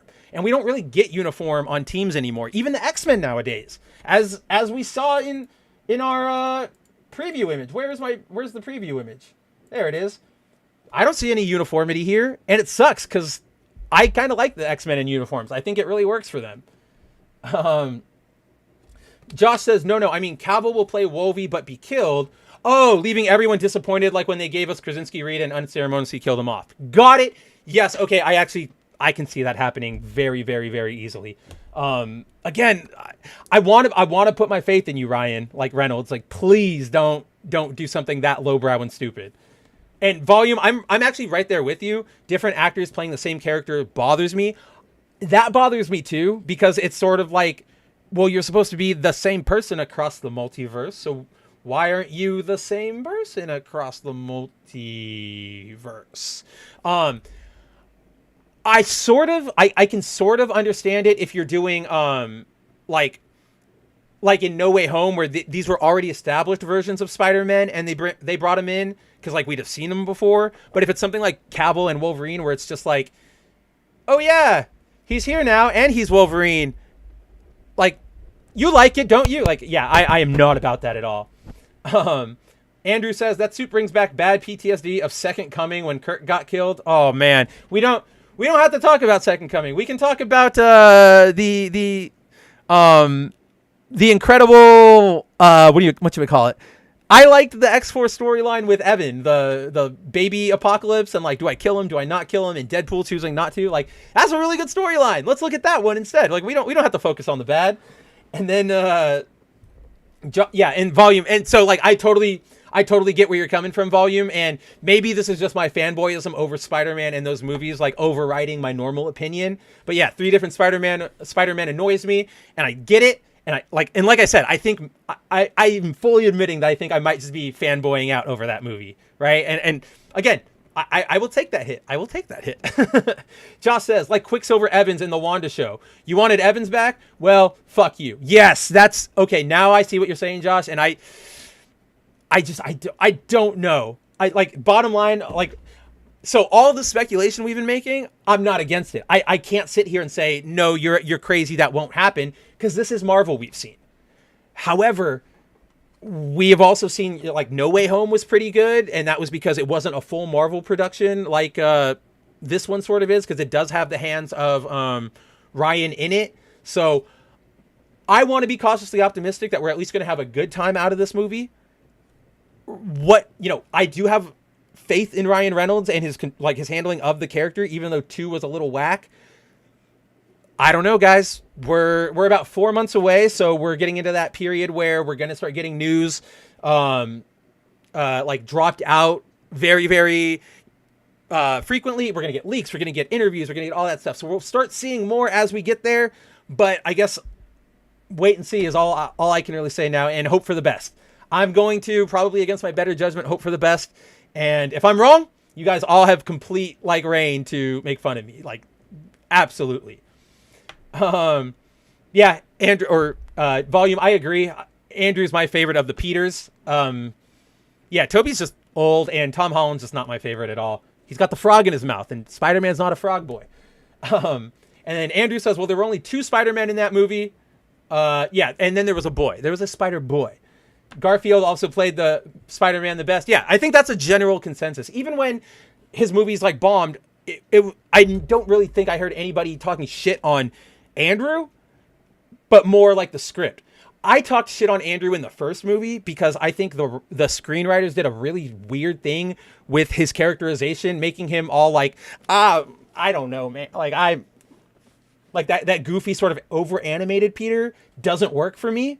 But like when he's in the suit, he's fantastic. And then in 2, they fixed that up really quick. But in 1, I was like, I don't like him as Peter. I like him as Spider-Man. Don't like him as Peter.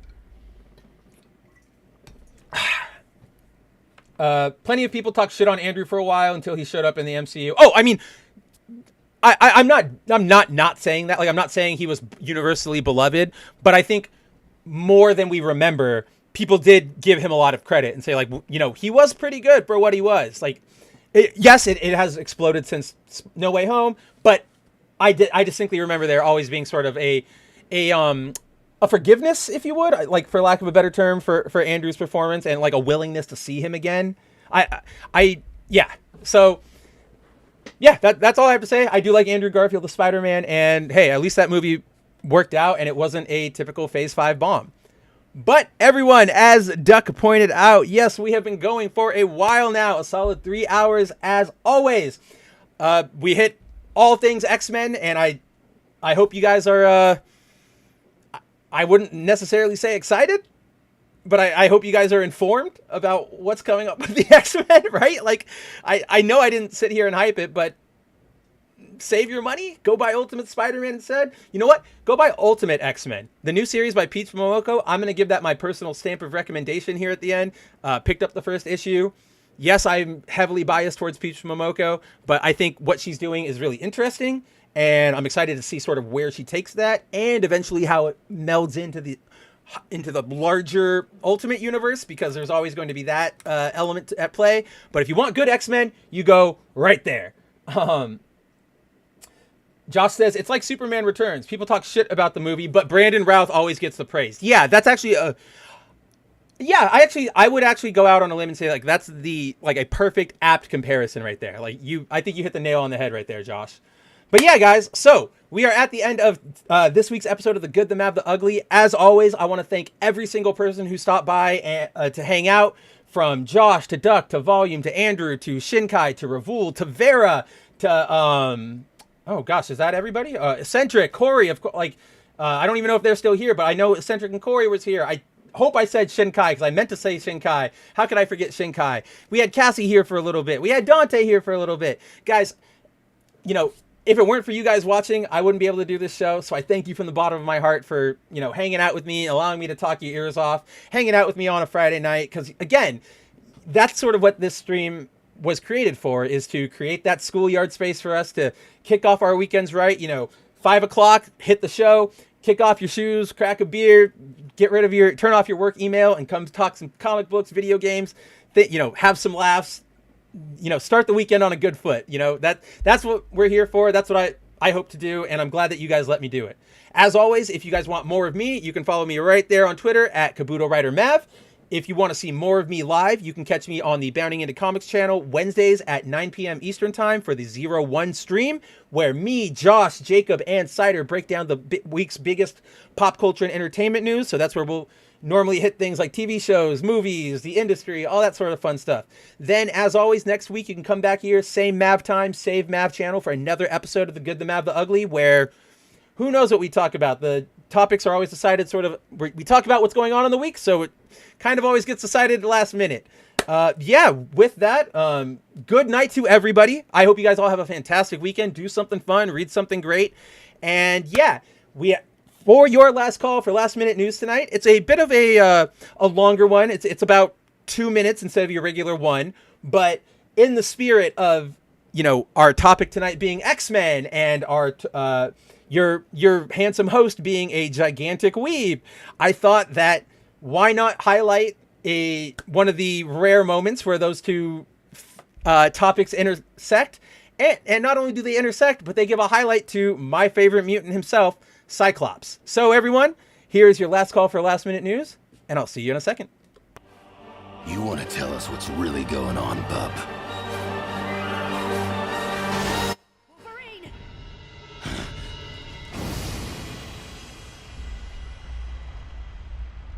Logan. Jean. Save me. I need you, Logan.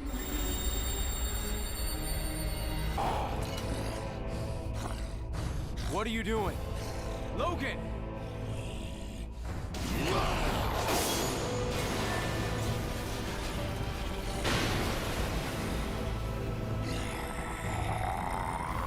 Don't do it!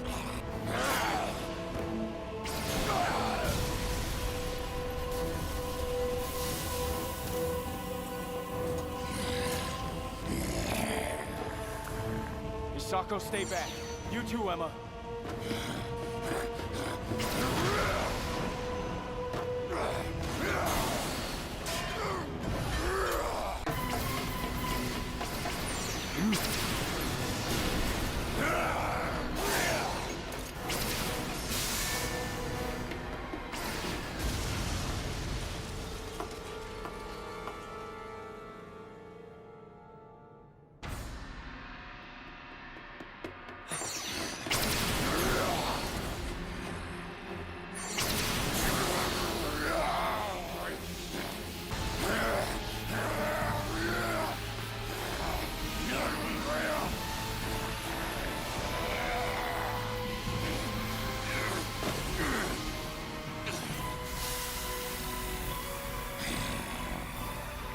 Calm down, or I'm gonna have to put you down. No, Cyclops!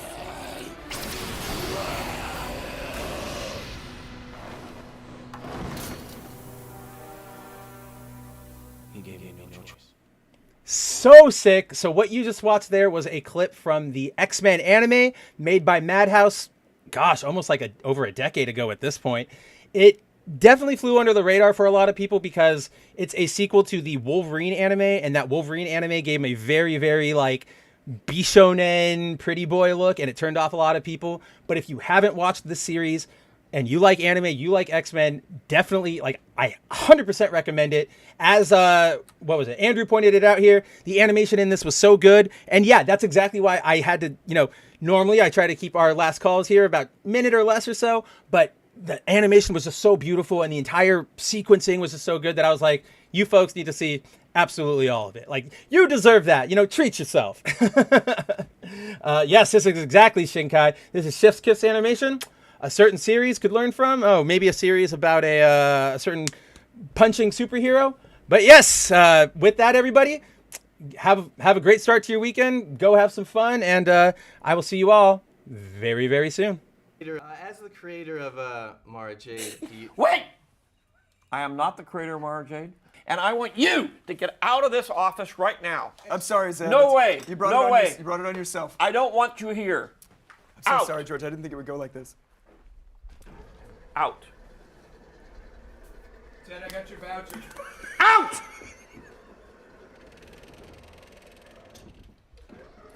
There. I'm sorry about that. I'm so sorry. We'll have him burned and I don't even know who that guy is.